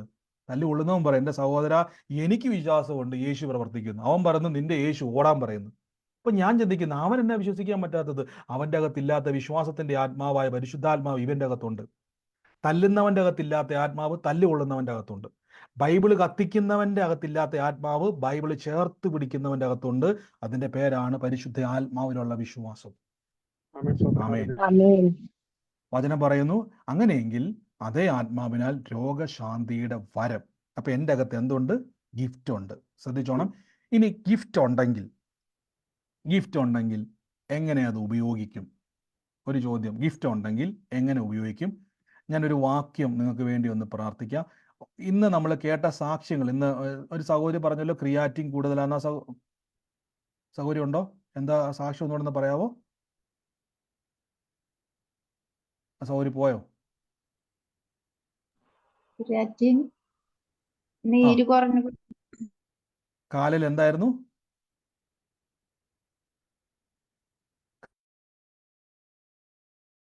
നീര്, ക്രിയാറ്റിൻ കൂടുതൽ, അളവ് കൂടുതലായിരുന്നു, കാലേ നീരായിരുന്നു, ഹോസ്പിറ്റലിൽ പോകാൻ മടിയായിരുന്നു. പക്ഷേ സിസ്റ്റർ കൈ വെച്ചു പ്രാർത്ഥിച്ചപ്പം അവിടെ എന്തോ സംഭവിച്ചു? ആ നീര് കുറഞ്ഞു. എന്ത് കുറഞ്ഞു? നീര് കുറവായി. നീര് കുറഞ്ഞു. അപ്പൊ എന്താ ചെയ്തത് സിസ്റ്റർ? സിസ്റ്റർ തുടക്കത്തിൽ പറഞ്ഞാൽ സാക്ഷ്യം എന്നാ ചെയ്തത് സിസ്റ്റർ? ഈ ഉറക്കെ പറ, പറയുന്ന ആൾ ഉറക്കെ പറ. സുലിഭതാണോ പറയുന്നത്? പ്രാർത്ഥിച്ചു. കൈവച്ച് പ്രാർത്ഥിക്കാൻ തുടങ്ങി. വിശ്വാസത്തോടെ പ്രാർത്ഥിച്ചു. ക്രിയാറ്റിന്റെ ലെവൽ അളവ് കുറഞ്ഞു, കാലിലെ നീര് പോയി. ഈ വചനം ശ്രദ്ധിച്ച് സർപ്പങ്ങളെ പിടിച്ചടക്കും, മരണകരമായ യാതൊന്ന് കുടിച്ചാലും ഹാനി വരത്തില്ല, രോഗികളുടെ മേൽ. ശ്രദ്ധിച്ച് ആ വചനം ശ്രദ്ധിച്ച്. കാണാൻ പറ്റുന്നുണ്ടോ വാക്യം? രോഗികളുടെ മേൽ കൈവച്ചാൽ അവർ സൗഖ്യമാക്കപ്പെടും. രോഗികളുടെ മേൽ കൈവച്ചാൽ അവർക്ക് എന്ത് സംഭവിക്കും? അപ്പൊ ഗിഫ്റ്റ് ഉള്ള ആൾക്കാര് പറഞ്ഞാലും ചെന്നാലും കൈവച്ചാലും സൗഖ്യം വരും. ഈ സൗഖ്യം, രണ്ടു തരം സൗഖ്യമുണ്ട്. ഒന്ന്, യേശുവിന്റെ മുറിവിനാൽ സൗഖ്യമുണ്ട്. രണ്ട്, വരം കിട്ടിയവരുമുണ്ട്. നമുക്ക് രണ്ട് അനുഗ്രഹങ്ങളെ കിട്ടിയത്. പാപം യേശു മാറ്റിയപ്പോൾ അതിന്റെ കൂടെ രോഗസൗഖ്യവും കിട്ടി, അതിന്റെ കൂടെ നമുക്ക് ഗിഫ്റ്റും കൂടെ കിട്ടി. രണ്ട് കാര്യം കിട്ടി. യേശുവിന്റെ മുറിവിനാൽ എനിക്ക് സൗഖ്യവും കിട്ടി, രണ്ട് രോഗശാന്തിയുടെ വരവും കിട്ടി. അതായത് മറ്റുള്ളവർക്ക് വേണ്ടി പ്രാർത്ഥിച്ചാൽ രോഗികളെ സൗഖ്യമാക്കാനുള്ള വരവും കിട്ടി. അത് എനിക്കും വേണം ഉപയോഗിക്കാം. മനസ്സിലാവുന്നുണ്ടോ? എനിക്ക് ഉപയോഗിക്കാം, മറ്റുള്ളവർക്ക് വേണം. അതുകൊണ്ടാണ് പൗലോസ് ആദ്യം പറഞ്ഞത് ഇത് പൊതുപ്രയോജനത്തിനായി എന്നൊരു വാക്ക് ഉപയോഗിച്ചു. ആമേൻ. അപ്പൊ രോഗികളുടെ മേൽ കൈവച്ചൽ. അതുകൊണ്ടാണ് ഞാൻ ഇവിടെ പറഞ്ഞത്, നിങ്ങളുടെ ശരീരത്തിന്റെ മേൽ നിങ്ങൾ കൈവച്ച് എന്ത് ചെയ്യണം?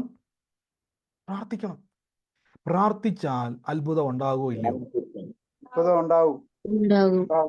ഉണ്ടാകും. അതിന്റെ സാക്ഷ്യങ്ങളാണ് ഞാൻ തുടക്കത്തിൽ പറയിപ്പിച്ചത് നിങ്ങളെ കൊണ്ട്. തുടക്കത്തിൽ കേട്ട സാക്ഷ്യങ്ങളൊക്കെ ഞാൻ ആദ്യം തന്നെ പറയിപ്പിക്കാൻ കാരണം ഈ വചനത്തിന് ഒരു ബലം കിട്ടാൻ. ഈ വചനത്തിന് ബലം എന്നല്ല, നമുക്കിത് കേൾക്കുമ്പോൾ ഒരു ബലം കിട്ടാനാണ്. വചനത്തിന് ബലമൊക്കെ ഉണ്ട്. അപ്പൊ ഈ ദിവസങ്ങളിൽ നിങ്ങൾ കൈവച്ച് പ്രാർത്ഥിക്കുക. ചെറിയൊരു മുഴയല്ലേ ബ്രദറെ, കുഞ്ഞൊരു വേദനയല്ലേ? കൈവെക്കുന്നേ. കൈവച്ചിട്ടൊന്ന് പറ, എൻ്റെ അകത്ത് എന്തിരിപ്പുണ്ട്? രോഗശാന്തിയുടെ വരവുണ്ട്. ഈ ദാവീദ് അതിനെ പിന്തുടർന്നു എന്ന് പറയാൻ കാരണം, എനിക്ക് അഭിഷേകമുണ്ട്, അതുകൊണ്ട് ഞാൻ ഇവിടെ പെരക്കകത്ത് കയറിയിരിക്കുമല്ല. അയാൾ എന്ത് ചെയ്തു? തൻ്റെ അഭിഷേകത്തെ ഉപയോഗിച്ചു. എന്റെ കൂടെ പറഞ്ഞാട്ടെ, അഭിഷേകത്തെ എന്ത് ചെയ്തു? ഉപയോഗിച്ചു. ആമേൻ. ദാവീദ് പ്രാർത്ഥിച്ചില്ല, കർത്താവേ എൻ്റെ ആടുകളെ വിടുവിക്കണേന്ന് പ്രാർത്ഥിച്ചില്ല. താൻ തൻ്റെ അഭിഷേകത്തെ ഉപയോഗിച്ച് ആടുകളെ വിടുവിച്ചു. അങ്ങനെ എഴുതിയേക്കുന്നത്, ആടുകളെ വിടുവിച്ചു. മനസ്സിലാകുന്നുണ്ടോ? അപ്പം ആരാണ് ഇപ്പോൾ വിടുതൽ അനുഭവിക്കാൻ നിൽക്കുന്നവർ? നിങ്ങൾ തന്നെ എന്ത് ചെയ്തോണം? അയ്യോ ബ്രദറെ, ഞാൻ പ്രാർത്ഥിച്ചാൽ വല്ലോ നടക്കും. ഈ വചനം നമുക്ക് ബലം തരുക. ഈ വചനപ്രകാരം ഒന്ന് കൈവച്ചിട്ട് പറയണം, യേശു പറയുന്നു, ബൈബിൾ പറയുന്നു, എനിക്ക് ഗിഫ്റ്റ് കിട്ടി. പറ, എൻ്റെ കൂടെ പറ, എനിക്ക് ഗിഫ്റ്റ് കിട്ടിയെന്ന് പറ. എനിക്ക് ഗിഫ്റ്റ് കിട്ടി. ഞാൻ ചോദിച്ചോട്ടെ, ഗിഫ്റ്റ് കിട്ടിയിട്ട് ജീവിതത്തിൽ ഇതുവരെ ഗിഫ്റ്റ് കിട്ടാത്ത ആരെങ്കിലും ഉണ്ടോ? ഒരു ഗിഫ്റ്റും കിട്ടിയിട്ടില്ല. ആരെങ്കിലും ഉണ്ടോ? അങ്ങനെയല്ല, എന്തെങ്കിലും ഒരു ഗിഫ്റ്റ്, ഒരു ചോറ്റും പാത്രം ആണെങ്കിൽ പോലും, ഒരു ചെറിയ സ്കൂളിൽ ഒരു പാത്രം ആണെങ്കിലും കിട്ടിയ ആരെങ്കിലും ഉണ്ടോ? ഒരു ഗ്ലാസ് എങ്കിലും കിട്ടിയവരുണ്ടോ ജീവിതത്തിൽ? ഗിഫ്റ്റ് എന്ന് പറയുമ്പോൾ നിങ്ങൾ ചിന്തിക്കരുത് വലിയ വില കൂടിയ ഗിഫ്റ്റ് അല്ല. ഗിഫ്റ്റ് എന്ന് ഉദ്ദേശിക്കുന്നത് എന്തുവാകാം. ഓക്കെ, ഇനി ഗിഫ്റ്റ് കിട്ടിയിട്ട് ആ പൊതിഞ്ഞു കിട്ടിയ ഗിഫ്റ്റ് ഇപ്പോഴും അതുപോലെ ഇരിക്കുന്ന ആരെങ്കിലും ഉണ്ടോ? വീട്ടില് ഉണ്ടോ? അത് ചോദിച്ചപ്പോ തന്നെ ചിരി വന്നല്ലേ. കാര്യം എന്തോ? അപ്പൊ നിങ്ങൾ ബ്രദറെ ഗിഫ്റ്റ് വെച്ചോണ്ടിരിക്കാൻ പറ്റുമോ? അത് ഇനിയിപ്പോ പ്ലേറ്റ് ആയിക്കോട്ടെ, ഗ്ലാസ് ആയിക്കോട്ടെ, സ്പൂൺ ആയിക്കോട്ടെ, എന്തും ആയിക്കോട്ടെ, അപ്പൊ തന്നെ നമ്മൾ പാക്കറ്റ് പൊട്ടിച്ച് അപ്പൊ തന്നെ നമ്മൾ എന്ത് ചെയ്യാൻ തുടങ്ങും? ഉപയോഗിക്കുവാൻ. ഇത്രയേ ഉള്ളൂ. ഇത് തന്നെ ദാവീദും ചെയ്തത്. തനിക്ക് അഭിഷേകം കിട്ടിയെന്ന് പറഞ്ഞുകൊണ്ട് താൻ അവിടെ ഇരുന്നില്ല. തൻ്റെ മേലുള്ള അഭിഷേകം വിടിവിക്കുന്ന അഭിഷേകം. എൻ്റെ കൂടെ പറഞ്ഞാട്ടെ, എൻ്റെ ഇരിക്കുന്ന അഭിഷേകം വിടിവിക്കുന്ന അഭിഷേകം എന്ന് പറ.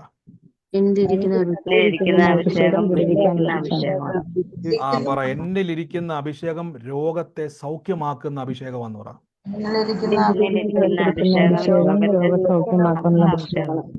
എന്റെ കൂടെ പറ, എന്റെ അകത്തിരിക്കുന്ന അഭിഷേകം പിശാചിന്റെ തല തകർക്കുന്ന അഭിഷേകമാണെന്ന് പറ.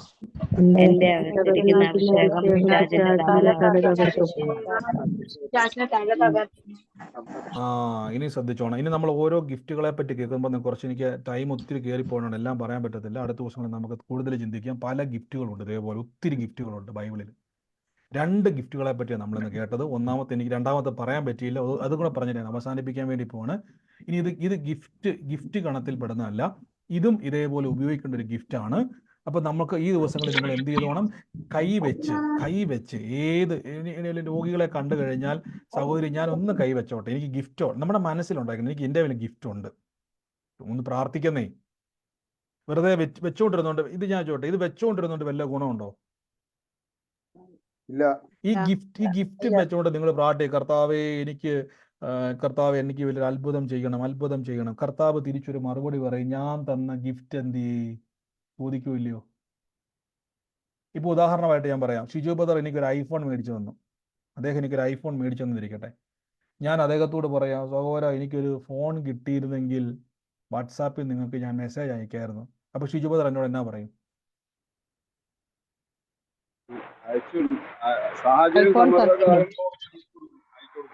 ഷിജു ബ്രദർ എന്ത് പറയും? ഏറ്റവും മുന്തിയ ഫോണാണ് വാങ്ങിച്ചിരിക്കുന്നത്. അല്ലല്ല, ഞാൻ ചോദിച്ച ചോദ്യം നിങ്ങൾ കേട്ടില്ല. ഷിജു ബ്രദർ എനിക്ക് ഫോൺ തന്നു, ഞാനിപ്പോൾ ഷിജു ബ്രദറുടെ പരാതി പറയുക, ഷിജു ബ്രദറെ എനിക്കൊരു ഫോൺ കിട്ടി, നിങ്ങളെ വിളിക്കണമെന്ന് എനിക്ക് ആഗ്രഹമുണ്ട്, പക്ഷെ വിളിക്കാൻ പറ്റുന്നില്ല. അപ്പൊ ഷിജു ബ്രദറിന്റെ മറുപടി എന്നായിരിക്കും എന്നോടുള്ള? ഏറ്റവും മുന്തിയ ഫോൺ. അല്ലല്ല, ഷിജു അത് തന്നെ, അതാ ഉത്തരം പറഞ്ഞത്. ഐഫോൺ തന്നത് ഉപയോഗിച്ചില്ലേ? ഞാൻ തന്ന ഫോൺ എന്ത് ചെയ്യും? ഉപയോഗിച്ചില്ലെന്ന ഷിജു ബ്രദർ ചോദിക്കത്തില്ല, അല്ലാതെ എന്തുകൊണ്ട് എന്നെ വിളിക്കുന്നില്ല എന്നല്ല ചോദിക്കുന്നത്. ഞാൻ തന്ന ഫോൺ എന്ത് ചെയ്യും? യേശുവിന്റെ നാമത്തിൽ ഈ ദിവസങ്ങളിൽ കർത്താവിന്റെ നാമത്തിൽ തിരിച്ചറിഞ്ഞോണം. നമ്മൾ ഈ വചനം കേൾക്കുമ്പോൾ ഇതൊക്കെ മനസ്സിലാകുന്നത്, എൻ്റെ അകത്തിരിക്കുക എൻ്റെ അത്ഭുതം. എൻ്റെ കൂടെ പറ, എൻ്റെ അത്ഭുതം എൻ്റെ അകത്തിരിക്കുക എന്ന് പറ. എന്റെ അത്ഭുതം എന്റെ അകത്തിരിക്കുകയാണ്. ഞാൻ അടുത്ത ദിവസങ്ങളിൽ നമുക്ക് കുറച്ചും കൂടെ ദൈവം തന്ന കുറച്ച് വചനങ്ങളുണ്ട്, അതും കൂടെ പറയുമ്പോൾ കുറച്ചും കൂടെ ഒരു ക്ലാരിറ്റിയിലേക്ക് വരും. ഇത് ക്ലാരിറ്റി കിട്ടുന്നെങ്കിൽ വിശ്വസിക്കുന്നു, കുറച്ചും കൂടെ നമുക്ക് ഡെപ്തിലേക്ക് കയറാൻ പറ്റും. എൻ്റെ അകത്താണ് ഇരിക്കുന്നത് എന്നതിന് 100% ഉറപ്പ് തരുന്ന വചനങ്ങളുണ്ട്. എൻ്റെ അകത്തിരിപ്പുണ്ട് എൻ്റെ അത്ഭുതം. അപ്പോൾ ഈ ദിവസങ്ങളിൽ ഒന്ന് കൈവച്ച്, നിങ്ങളുടെ പേഴ്സിനെ ഒന്ന് കൈവച്ചിട്ട് അടുത്തത് പറയാൻ പോകുന്ന വചനം ഇന്ന് എടുക്കാൻ പറ്റിയില്ല, നാളെ നമുക്ക് എടുക്കാം. 2 കൊരിന്ത്യ ലേഖനം അറിയാവുന്ന വാക്യമാണ്, 8-ാം അധ്യായത്തിന്റെ 9-ാം വാക്യം. നമ്മുടെ കർത്താവായ യേശു ക്രിസ്തു സമ്പന്നനായിരുന്നിട്ടും കർത്താവിന്റെ ദാരിദ്ര്യത്താൽ നിങ്ങൾ സമ്പന്നൻ ആകേണ്ടതിന് നിങ്ങൾ നിമിത്തം യേശു ദരിദ്രനായി തീർന്ന കൃപ നിങ്ങൾ അറിയുന്നില്ലേ? അപ്പൊ യേശു ആരായി തീർന്നു? എപ്പോഴും പറയുന്നല്ലേ, അപ്പൊ ഞാൻ ആരായി തീർന്നു? അപ്പൊ യേശു ദരിദ്രനായപ്പോ ഞാൻ ആരായി തീർന്നു? സമ്പന്നനായി. അപ്പൊ ഞാൻ ഇന്നാള് പറഞ്ഞു, യേശു എന്തുകൊണ്ടാണ് കാലിത്തൊഴുത്തിൽ ജനിച്ചെന്ന് വെച്ചാൽ നമ്മൾ പറയും എളിമ കാണിക്കാൻ വേണ്ടിയാണ് നമ്മൾ പറയല്ലേ. നമ്മൾ എങ്ങനെയാ പ്രസംഗിക്കുന്നത്? യേശു ലളിത ജീവിതം കാണിക്കാൻ വേണ്ടി, യേശു ഭൂമിയിൽ കാണിക്കാൻ വേണ്ടിയല്ല, ക്ഷമിക്കണം, യേശു ലളിത ജീവിതം വെളിപ്പെടുത്താൻ വേണ്ടി കർത്താവ് കാലിത്തൊഴുത്തിൽ ജനിച്ചു. അതുകൊണ്ട് നമ്മളൊരു പുൽക്കൂടൊക്കെ ഉണ്ടാക്കി, ഏറ്റവും തല്ലിപ്പൊളിയായിട്ടുള്ള പുൽക്കൂട് ഉണ്ടാക്കിയിട്ട് അതിൻ്റെ അകത്തോട്ട് നമ്മൾ എന്ത് ചെയ്യും? കർത്താവിനെ പ്രതിഷ്ഠിക്കും അല്ലേ. കർത്താവ് ആ കാണിക്കുന്ന സിമ്പിൾ എന്താണ്? എളിമയല്ല കേട്ടോ. ബൈബിൾ പറയുന്നു, ഞാൻ ദരിദ്രനായി കിടക്കേണ്ട സ്ഥാനത്ത് യേശു എനിക്ക് വേണ്ടി ദരിദ്രനായി ഭൂമിയിൽ ജനിച്ചു. ഞാൻ പണ്ട് പറഞ്ഞായിരുന്നു, ഹെരോദാവിന്റെ കൊട്ടാരം അവിടെ ഉണ്ട്. അവിടെ കൊട്ടാരങ്ങൾ, ഫറവോന്റെ എല്ലാ കൊട്ടാരങ്ങളും അവിടെയൊക്കെ ഉണ്ട്, എല്ലാ ഭാഗത്തും ഉണ്ട്. ആ കൊട്ടാരത്തിൽ ഒന്നുപോലും യേശു ജനിക്കാതെ, ഇനി മോശ ജനിച്ചതുപോലെ വളർന്നതുപോലെ, ജനിച്ചത് സാധാരണക്കാരന്റെ വീട്ടിലാണെങ്കിലും വളർന്നത് മോശ ഫറവോന്റെ കൊട്ടാരത്തിൽ, അങ്ങനെയും കർത്താവിന് ചെയ്യായിരുന്നു. പക്ഷെ വേണ്ട, ജനിച്ചത് ഈ പുൽത്തൊഴിലാണെങ്കിൽ വളരേണ്ടത് യോസെഫിന്റെ മറിയയുടെയും ദരിദ്ര കുടുംബത്തിലാണ്. തച്ചന്റെ മകനായിട്ട് തന്നെ വളരണം, ദാരിദ്ര്യം അനുഭവിക്കണം. എന്തിനാന്ന് ചോദിച്ചാൽ എൻ്റെ ദാരിദ്ര്യത്തിന്റെ ശാപത്തെ നീക്കേണ്ടതിന്. വചനം പറയുന്നു, കർത്താവായ യേശു ക്രിസ്തു സമ്പന്നനായിരുന്നിട്ടും ആത്മീയ ദാരിദ്ര്യമല്ല. ചിലർ പറയുന്നു യേശുവിൽ ഒരിക്കലും ആത്മീയ ദാരിദ്ര്യമില്ല. കർത്താവ് ക്രൂശിൽ മരിക്കുമ്പോഴും ബൈബിൾ പറയുന്നു അവൻ പിശാചിന്റെ തല തകർത്തു. അതിന്റെ അർത്ഥം ശക്തനാന്ന് തന്നെ വെളി പറഞ്ഞേക്കുന്നത്. ബൈബിൾ പറയുന്നു യേശു ക്രിസ്തു സമ്പന്നനായിരുന്നിട്ടും കർത്താവിന്റെ ദാരിദ്ര്യത്താൽ നിങ്ങൾ സമ്പന്നനാകേണ്ടതിന്. കണ്ടോ, അപ്പം ദൈവത്തിന്റെ പദ്ധതി എന്താണ്? നമ്മൾ സമ്പന്നരാകണം. അപ്പൊ സാമ്പത്തികം അനുഗ്രഹം എന്നുള്ളത് എൻ്റെ അവകാശമാണ്. ഞാൻ സമ്പന്നനാകേണ്ടതിന് യേശു ദരിദ്രനായി. ഞാൻ ദരിദ്രനാകാനല്ല യേശു ദരിദ്രനായത്, ഞാൻ സമ്പന്നനായി. ഈ വചനമാണ് അതിൻ്റെ ധൈര്യം. അല്ല ഞാൻ വായിന്ന് വിളിച്ചു പറയുമല്ല. യേശു സമ്പത്ത് തരുമെന്ന് പറയാൻ കാരണം യേശു അത് ചെയ്ത് കാണിച്ചു. യേശുവിൻ്റെ ക്രൂശ് ദാരിദ്ര്യത്തിൻ്റെ ഒരു അടയാളമാണ്. ബൈബിൾ പറയുന്നു നഗ്നനായി കിടന്നു, മൂന്നാണിമേൽ തറയ്ക്കപ്പെട്ടു ഒരു ഗ്ലാസ് വീഞ്ഞു പോലും ഈ ചോദിക്കേണ്ട ഒരു അവസ്ഥയിലേക്ക് കർത്താവ് വന്നത് ഞാൻ നിമിത്തമാ. അല്ലാതെ കർത്താവിന് ആഗ്രഹം ഉണ്ടായിട്ടല്ല, ഞാൻ നിമിത്തമാണ്. അങ്ങനെയെങ്കിൽ ഞാനത് പ്രാപിക്കണം, ഞാൻ അതിലേക്ക് വരണം. അപ്പോൾ അടുത്ത ദിവസങ്ങളിൽ നമ്മൾ അതിനെക്കുറിച്ച് കൂടുതൽ ചിന്തിക്കും. ഈ ദിവസങ്ങളിൽ റിലീസ് ചെയ്യാണ്, ഞാനിപ്പോൾ പ്രാർത്ഥനയിലൂടെ അത് റിലീസ് ചെയ്യാൻ പോവുകയാണ്. യേശുവിൻ്റെ നാമത്തിൽ ഈ ദിവസങ്ങളിൽ ഞെരുക്കം അനുഭവിക്കുന്ന രോഗികളായി ഭാരപ്പെടുന്നവർ ആ ഗിഫ്റ്റ് എടുത്തൊന്ന് ഉപയോഗിച്ച് യേശുവിൻ്റെ നാമത്തിൽ ഞങ്ങൾ ആ ഗിഫ്റ്റിനെ യൂസ് ചെയ്യുന്നപ്പാ. ആ രോഗശാന്തി വരത്തെ ഉപയോഗിക്കുന്നു. ബ്രദറെ, എൻ്റെ അകത്ത് അത് ഉണ്ടോ എന്ന് സംശയിക്കേണ്ട. ഉണ്ട്, എൻ്റെ അകത്ത് പരിശുദ്ധാത്മാവ് ഉണ്ട്, ഞാൻ യേശുവിനെ കർത്താവെന്ന് വിശ്വസിക്കുന്നുണ്ട്.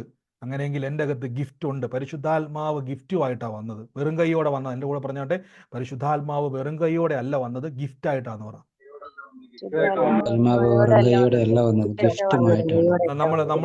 നമ്മൾ അങ്ങനെയല്ല. നിങ്ങൾ ഈ പിള്ളേരൊക്കെ ഉള്ള വീട്ടിലോട്ട് പോകുമ്പോൾ വെറും കൈയോടെ പോവോ?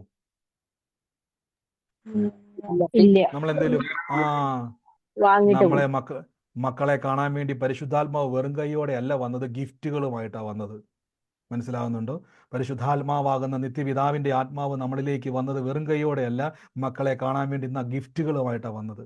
പഴയ നിയമത്തിൽ ദാവീദിന് സിംഹത്തിന്റെ വായടയ്ക്കാൻ അഭിഷേകത്താൽ നിറച്ച അതേ പരിശുദ്ധാത്മാവ് എൻ്റെ മേൽ വന്നിട്ടുണ്ട്. 2024 സിംഹത്തിന്റെ വാ അടയും, 2024 പിശാചിന്റെ വാ അടയ്ക്കും, 2024 ഈ മെയ് മാസം രോഗങ്ങൾ സൗഖ്യമായിരിക്കും, അത്ഭുതങ്ങൾ നടന്നിരിക്കും. കൈവച്ച് യേശുവിൻ്റെ നാമത്തിൽ കൈവച്ച് ആ രോഗത്തോട് പറ, പുതിയത് വരാൻ പറ, ഒന്ന് കൽപ്പിച്ച് ആ വരവെടുത്തെന്ന് ഉപയോഗിച്ച്. ഈ വരത്തിനൊരു പ്രത്യേകതയുണ്ട്, ഈ വരമുള്ളവൻ കൈവച്ച് പറഞ്ഞാൽ പുതിയതുണ്ടായി വരും. ആ രോഗശക്തിയോട് പറ, അവയവത്തോട് പറ, യേശുവിൻ്റെ നാമത്തിൽ നീ സൗഖ്യമായിക്ക്, പുതിയ അവയവങ്ങൾ ഉണ്ടായി വരട്ടെ, പുതിയ അവയവങ്ങൾ ഉണ്ടായി വരട്ടെ, ആ ഹാർട്ടിൻ്റെ ബ്ലോക്കുകൾ പുതിയതുണ്ടായി വരട്ടെ.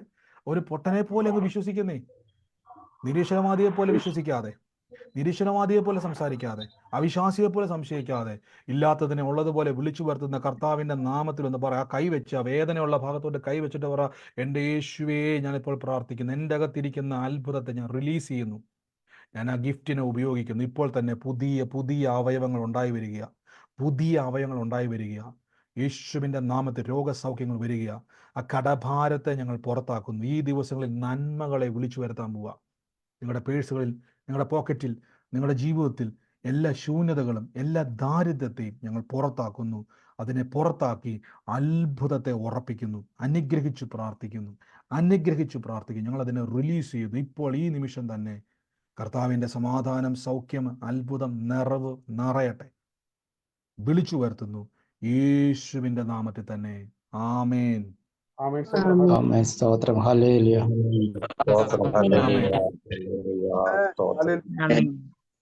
ആമേൻ. കർത്താവ് അനുഗ്രഹിക്കട്ടെ. എനിക്ക് തുടക്കത്തിൽ ഞാൻ കുറച്ച് സാക്ഷ്യങ്ങൾ പറയിപ്പിച്ചു. ഈ സമയത്ത് പ്രാർത്ഥനാ വിഷയമല്ല, ആർക്കെങ്കിലും സാക്ഷ്യങ്ങൾ പറയാനുണ്ടെങ്കിൽ വേഗത്തിൽ പറഞ്ഞാട്ടെ. ഉള്ളവരാരെങ്കിലും ഉണ്ടെങ്കിൽ വേഗത്തിൽ പറഞ്ഞു. ഇടതുസൈഡിലെ വേദന, വലതുസൈഡിലെ വേദന പറഞ്ഞു ബ്രദറിനെ വിളിച്ചിട്ട് വാട്സാപ്പിൽ. അത്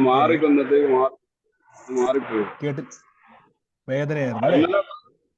ബ്രദറിനെ വിളിച്ചിട്ട് വലത് സൈഡിലെ നെഞ്ചിന്റെ താഴത്ത് വാരിയലിനോട് എനിക്ക് നല്ല വേദന, 3-4 ദിവസം അനുഭവമാണ്. നല്ല ടെൻഷൻ ഉണ്ടായിരുന്നു എനിക്ക്. പെട്ടെന്ന് അറ്റാക്ക് ആണെന്തോ. ഞാൻ പോയി ചെക്കപ്പിട്ട് പ്രശ്നം കാണുന്നില്ല. ഞാൻ ബ്രദറിനെ രാത്രി വിളിച്ച് പ്രാർത്ഥിച്ച് രാവിലെ ഇപ്പൊ കുറഞ്ഞു. ഇപ്പൊ ഇല്ലേ? ഇപ്പൊ വേദന ഇല്ല. അത് കുറഞ്ഞു പോയി. ആമേൻ. ഒരുമിച്ച് എല്ലാവരും നന്ദി പറഞ്ഞേട്ടാ. വേദന മാറി. 3-4 ദിവസം പ്രിയമായി ഭാരപ്പെട്ട് വേദനിച്ചു. കർത്താവ് അത് സൗഖ്യമാക്കിയത് നന്ദി. യേശുവിന്റെ നാമത്തിൽ തന്നെ. ആമേൻ. ചെറിയൊരു സംശയം. എന്റെ അടുത്ത് ചെറിയൊരു ബൈബിളുണ്ട്. ഒരു ചെറിയ ബൈബിൾ നമ്മൾ കൈ കൊണ്ടെടുക്കുന്നു. ഞാൻ ബ്രദറിന് ഫോട്ടോ കിട്ടുന്നില്ല. നമ്മള് ഈ ഫ്രണ്ട് കീസിൽ നമുക്ക് പോക്കറ്റിൽ ഇടാൻ പറ്റി. ചെക്കിംഗ് ഒക്കെ വന്നു കഴിഞ്ഞാൽ യുവമാർ കാണുക. നമ്മൾ ഈ താഴത്തെ പാന്റിന്റെ പോക്കറ്റിൽ ഇടുന്ന പ്രശ്നമുണ്ടോ? ഒരു പ്രശ്നമില്ല. ബൈബിൾ എവിടെ വെച്ചാലും കുഴപ്പമില്ല. നമ്മൾ സേഫായിട്ട് ഉണ്ടായാൽ മതി. നമ്മൾ രാജ്യത്ത് നിൽക്കുമ്പോൾ രാജ്യത്തെ നിയമങ്ങളും നമ്മൾ ശ്രദ്ധിക്കണം. നമ്മളത് സേഫായിട്ട് ഉണ്ടാക്കുക. ബാഗിൽ പോക്കറ്റിൽ വെച്ചാലൊന്നും കുഴപ്പമൊന്നുമില്ല. ബൈബിളാണ്, എപ്പോഴും നമ്മൾ അതിനൊരു ബഹുമാനം കൊടുത്താൽ മതി. ഓക്കെ. ബ്രദറെ, ആമേൻ. പറഞ്ഞു. ഹലോ. ബ്രദറെ, ഞാൻ കഴിഞ്ഞ ഫെബ്രുവരിയിൽ എന്റെ സ്റ്റഡീസിന് വേണ്ടി ഓസ്ട്രേലിയ പോകാനായിരുന്നു. വിസ അവിടെ മാത്രം റെഡിയായാൽ മതിയായിരുന്നു. പക്ഷെ അന്ന് വിസ കിട്ടിയില്ല. പക്ഷെ ഇന്നത് ആലോചിക്കുമ്പോൾ അത് ദൈവാനുഗ്രഹമാണെന്ന് വിശ്വസിക്കുന്നു. അന്ന് അങ്ങനെ പോയായിരുന്നെങ്കിൽ പല ബുദ്ധിമുട്ടുകളും ഏർപ്പെടുമായിരുന്നു. അത് കാരണം പുതിയ യൂണിവേഴ്സിറ്റിയോട് അപ്ലൈ ചെയ്തു. അത് കിട്ടിയിട്ടുണ്ട്. പക്ഷെ അത് അപ്ലൈ ചെയ്യണമെങ്കിൽ എന്റെ പഴയ യൂണിവേഴ്സിറ്റി ക്യാൻസൽ ആയി പൈസ റീഫണ്ട് വരണമായിരുന്നു. അപ്പം അത് കുറച്ച് ദിവസമായി ഡിലേ. അപ്പൊ ഞാൻ ഇന്നലെ ബ്രദറിനെ വിളിച്ച് മെസ്സേജ് ഇട്ടായിരുന്നു, ഇങ്ങനെ പൈസ വന്നിട്ടില്ല. ഇന്ന് രാവിലെ ഞാൻ നോക്കിയപ്പോൾ, ചെക്ക് ചെയ്ത് നോക്കിയപ്പോൾ പൈസ വന്നു. അത് ക്ലോസ് ആക്കാൻ പറ്റിയിട്ടുണ്ട് എനിക്ക്. അപ്പം വീണ്ടും എനിക്ക് ഇത് അപ്ലൈ ചെയ്യാം. അപ്പൊ അത് പ്രാർത്ഥന ഓർത്തതിൽ നന്ദി അറിയിക്കുന്നു. അപ്പം എന്റെ ബാക്കി ആമേൻ. പ്രോസസ് കംപ്ലീറ്റ് ചെയ്യാൻ എല്ലാവരും പ്രാർത്ഥിക്കണമെന്ന് അഭ്യർത്ഥിക്കുന്നു. ആമേൻ. കഴിഞ്ഞ ദിവസം പ്രിയ ബ്രദർ പ്രയർ റിക്വസ്റ്റ് അയച്ചായിരുന്നു. പ്രിയ ബ്രദറിന് വേണ്ടി പ്രാർത്ഥിക്കാൻ കർത്താവ് അനുവദിച്ചു. ഇന്ന് അതിന്റെ സാക്ഷ്യം പറഞ്ഞു ഇടയാ തീർന്ന് ബ്ലോക്കായി കിടക്കുക എന്നാണ് പറഞ്ഞത്. പക്ഷെ അത് റിലീസായി. നന്ദി കർത്താവെ. ബാക്കിയുള്ള എല്ലാ കാര്യങ്ങളും ഭംഗിയായി സ്വർഗം ചെയ്യുന്നതിന് നന്ദി, യേശുവിന്റെ നാമത്തിൽ തന്നെ. ആമേൻ. ആമേൻ. സ്തോത്രം. ഹല്ലേലൂയ. ആമേൻ. അല്ലേ സ്തോത്രം. ഹലോ, പറഞ്ഞു. കേൾക്കാമോ? കേൾക്കാം, പറഞ്ഞു. കേൾക്കാം. ഓക്കെ. ഞാൻ ഈ തിങ്കളാഴ്ച രാത്രി ഞാൻ കടന്ന് ചൊവ്വാഴ്ച രാവിലെ ഏറ്റത്തേക്ക് എൻ്റെ ലെഫ്റ്റ് സൈഡ് മീൻസ് എൻ്റെ ഷോൾഡർ, എൻ്റെ ചെസ്റ്റ്, എൻ്റെ കഴുത്ത്, ഈ നാലിടത്ത് എൻ്റെ മസിൽ വല്ലാണ്ട് ഫിക്സ് ആയിട്ട് എനിക്ക് അനങ്ങാൻ പറ്റുന്നില്ല. ഭയങ്കര ബുദ്ധിമുട്ട്, പ്രയാസങ്ങൾ. കഴുത്ത് താഴോട്ട് നോക്കാൻ പോലും പറ്റുന്നില്ല. ആകപ്പാടെ കഴുത്ത് പുറകോട്ട് മാത്രം രണ്ട് സൈഡിലോട്ട് മാത്രം ചെറുതായിട്ട് മാറ്റി ചലിപ്പിക്കാൻ പറ്റും. ആകപ്പാടെ വല്ലാത്ത ബുദ്ധിമുട്ട്. സാധാരണ ഇങ്ങനെയൊക്കെ ഒരു ബുദ്ധിമുട്ട് വരുമ്പോൾ ഒന്നെങ്കിൽ പെയിൻ കില്ലർ ഉപയോഗിക്കും, അല്ലെങ്കിൽ പാരാസെറ്റമോൾ കഴിക്കും, അല്ലെങ്കിൽ വിക്സ് ഉപയോഗിച്ചൊന്ന് തിരുമ്മും, അല്ലെങ്കിൽ ആരെങ്കിലും വിളിപ്പിച്ചൊന്ന് തിരുമ്മിക്കുകയാണ് പതിവ്. പക്ഷെ ഞാനിപ്രാവശ്യം അതിനൊന്നും മുതിർന്നില്ല. പകരം ഞാൻ അവിടെ ഇരുന്ന് കുറച്ച് സമയം കർത്താവ് ഇതന്നെ ഇങ്ങനെ വേദനയൊക്കെ എന്നൊക്കെ വിചാരിച്ച് ഇച്ചിരി നിരാശപ്പെട്ടു. അത് കഴിഞ്ഞപ്പോൾ എൻ്റെ മനസ്സിൽ തോന്നി എനിക്ക് പ്രാർത്ഥിക്കണം എന്ന് തോന്നി. ഞാൻ എൻ്റെ കൈ വെച്ച് ഞാൻ പ്രാർത്ഥിച്ചു. ഒരു 5 മിനിറ്റ് പ്രാർത്ഥിച്ചു. അത് കഴിഞ്ഞിട്ട് ഞാൻ അവിടെ തന്നെ കടന്നു. കുറച്ച് സമയത്ത് ഒരു അരമണിക്കൂർ കഴിഞ്ഞ് ഞാൻ ഏറ്റത്തേക്ക് പരിപൂർണമായിട്ട് എൻ്റെ കൈക്കെല്ലാം നല്ലോണം റിലീസായി. ഷോൾഡർ എനിക്ക് ഇളക്കാൻ പറ്റുന്നു, ചെസ്റ്റിന് കുഴപ്പമില്ല. കഴുത്തിൽ മൂവ് ചെയ്യുമ്പോൾ ചെറിയ വേദനയുണ്ട്, കൈയുടെ ലെഫ്റ്റ് ഹാൻഡ് മൂവ് ചെയ്യുമ്പോൾ ചെറിയൊരു വേദന ഉണ്ടായിരുന്നു. അതേപോലെ തന്നെ ഞാൻ പിറ്റേ ദിവസം അന്ന് വൈകുന്നേരം ഇരുന്നു അതേമാതിരി ഞാൻ പ്രാർത്ഥിച്ചു, കൈവച്ച് പ്രാർത്ഥിച്ചു. പിറ്റേ ദിവസം ആയത്തേക്കും പരിപൂർണമായിട്ട് എനിക്ക് സൗഖ്യം കിട്ടി. ഇത് ആദ്യത്തെ പ്രാവശ്യം എനിക്ക് ഇങ്ങനെ സൗഖ്യം കിട്ടുന്നത്.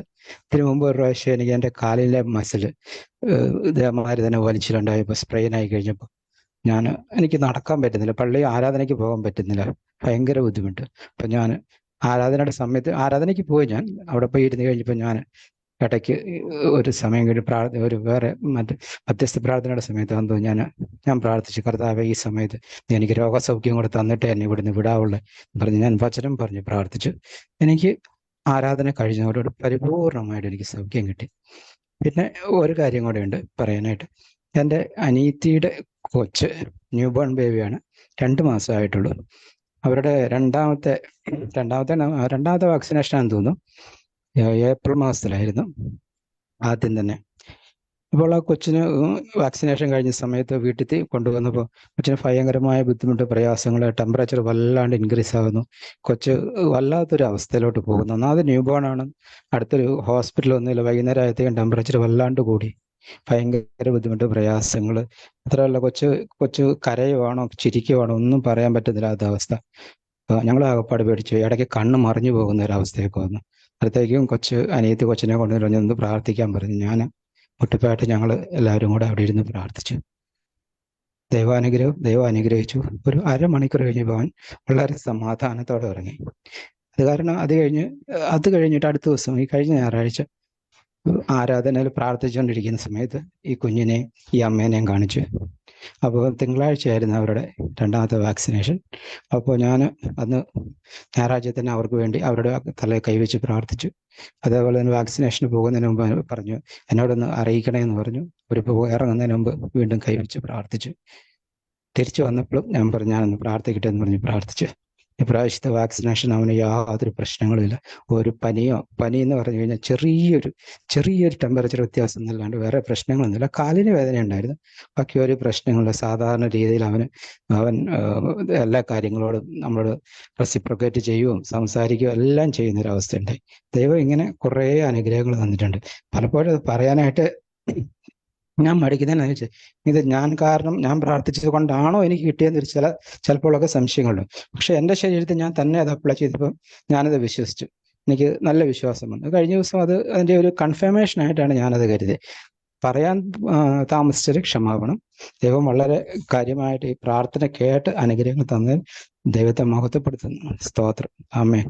ആമേൻ. ജോളി ബ്രദർ പറഞ്ഞ പോലെ തന്നെ, തുടക്കത്തിൽ പറഞ്ഞ പോലെ തന്നെ, അങ്ങനെ സാധാരണ ബുദ്ധിമുട്ട് വരുമ്പോൾ ഒന്ന് തിരുമിക്കുകയും മറ്റു കാര്യങ്ങളൊക്കെ ചെയ്തുകൊണ്ടായിരുന്നത്. പക്ഷേ ആദ്യം ഒരു വിഷമം വന്നു. പക്ഷെ ഉള്ളിൻ്റെ ഉള്ളിൽ ഒരു പ്രേരണ ഉണ്ടായി, കൈവച്ച് പ്രാർത്ഥിക്കുവാൻ. കൈവച്ച് പ്രാർത്ഥിച്ചതിന് ശേഷം പിറ്റേ ദിവസവും അന്നും പ്രാർത്ഥിച്ചു, വ്യത്യാസം വന്നു, പിന്നെയും പ്രാർത്ഥിച്ചു, പൂർണ്ണ സൗഖ്യം. ഒന്നിലധികം വിഷയങ്ങൾ കുഞ്ഞിൻ്റെ വിഷയത്തിലും ഒക്കെ കാണാൻ ഇടയായി തീർന്നു. അതിൻ്റെ കാരണം ഞാനൊന്ന് പറയാം, നിങ്ങളുടെ അകത്തിരിപ്പുണ്ട് സകല നന്മകൾ. യേശുവിനെ കർത്താവായി സ്വീകരിച്ച വ്യക്തിക്കകത്ത് പരിശുദ്ധാത്മാവ് വന്നതോടെ പരിശുദ്ധാത്മാവിലുള്ള, യേശുവിലുള്ള, ദൈവത്തിലുള്ള സകലത് നമ്മുടെ അകത്ത് വന്നു കഴിഞ്ഞു. നമ്മൾ പുറത്തെടുക്കുമ്പം, നമ്മളതിനെ പുറത്തെടുക്കുകയാണ്. നമുക്ക് വേണ്ടി ഒന്ന് പ്രാർത്ഥിക്കണം. എല്ലാ ദിവസവും നിങ്ങൾ നിങ്ങളുടെ കലയ്ക്ക് വെച്ചും, ഇപ്പോൾ ജോളിബദർ പറഞ്ഞ പോലെ തന്നെ സാധാരണഗതിയിൽ തിരുമിക്കുകയും ഞാൻ വീണ്ടും എപ്പോഴും പറയാറുണ്ട്, ഇതൊന്നും തെറ്റാന്നല്ല പറഞ്ഞത്, അതിനൊക്കെ പരിമിതിയുണ്ട്. എന്നാൽ നമുക്ക് സൗജന്യമായി കിട്ടിയ ഗിഫ്റ്റുകൾ നമ്മുടെ അകത്ത് കിടക്കുമ്പം അത് നമ്മൾ ഉപയോഗിക്കുമ്പോൾ കർത്താവിനാൽ അത് കാണാൻ പറ്റും. ഒരു സൈഡ് എഫക്റ്റും ഉണ്ടാകത്തില്ല, ദൈവത്താൽ അത് സംഭവിക്കും. മറ്റേത് തെറ്റാന്നല്ല ഞാൻ പറയുന്നത്. നിങ്ങളത് ഉപയോഗിക്കുമ്പോൾ, ഇത് ഉപയോഗിക്കുമ്പോൾ നമുക്ക് ഇതിൻ്റെ അകത്ത് കൂടുതൽ നമ്മുടെ വിശ്വാസം വർദ്ധിക്കും, നമ്മുടെ ഉറപ്പ് വർദ്ധിക്കും, കൂടുതൽ വലിയ വലിയ കാര്യങ്ങൾ പ്രാർത്ഥിക്കുവാൻ നമുക്ക് ബലവും ധൈര്യവും ഉണ്ടാകും. കർത്താവ് കൊടുത്ത സൗഖ്യത്തിനും ഉറപ്പിനും വിശ്വാസത്തിനും നന്ദി. യേശുവിൻ്റെ നാമത്തിൽ തന്നെ ആമേൻ. ആമേൻ. സ്തോത്രം. ഹല്ലേലൂയ. ആമേൻ. സ്തോത്രം. ഹല്ലേലൂയ. ആമേൻ. മറ്റാരെങ്കിലും ഉണ്ടോ?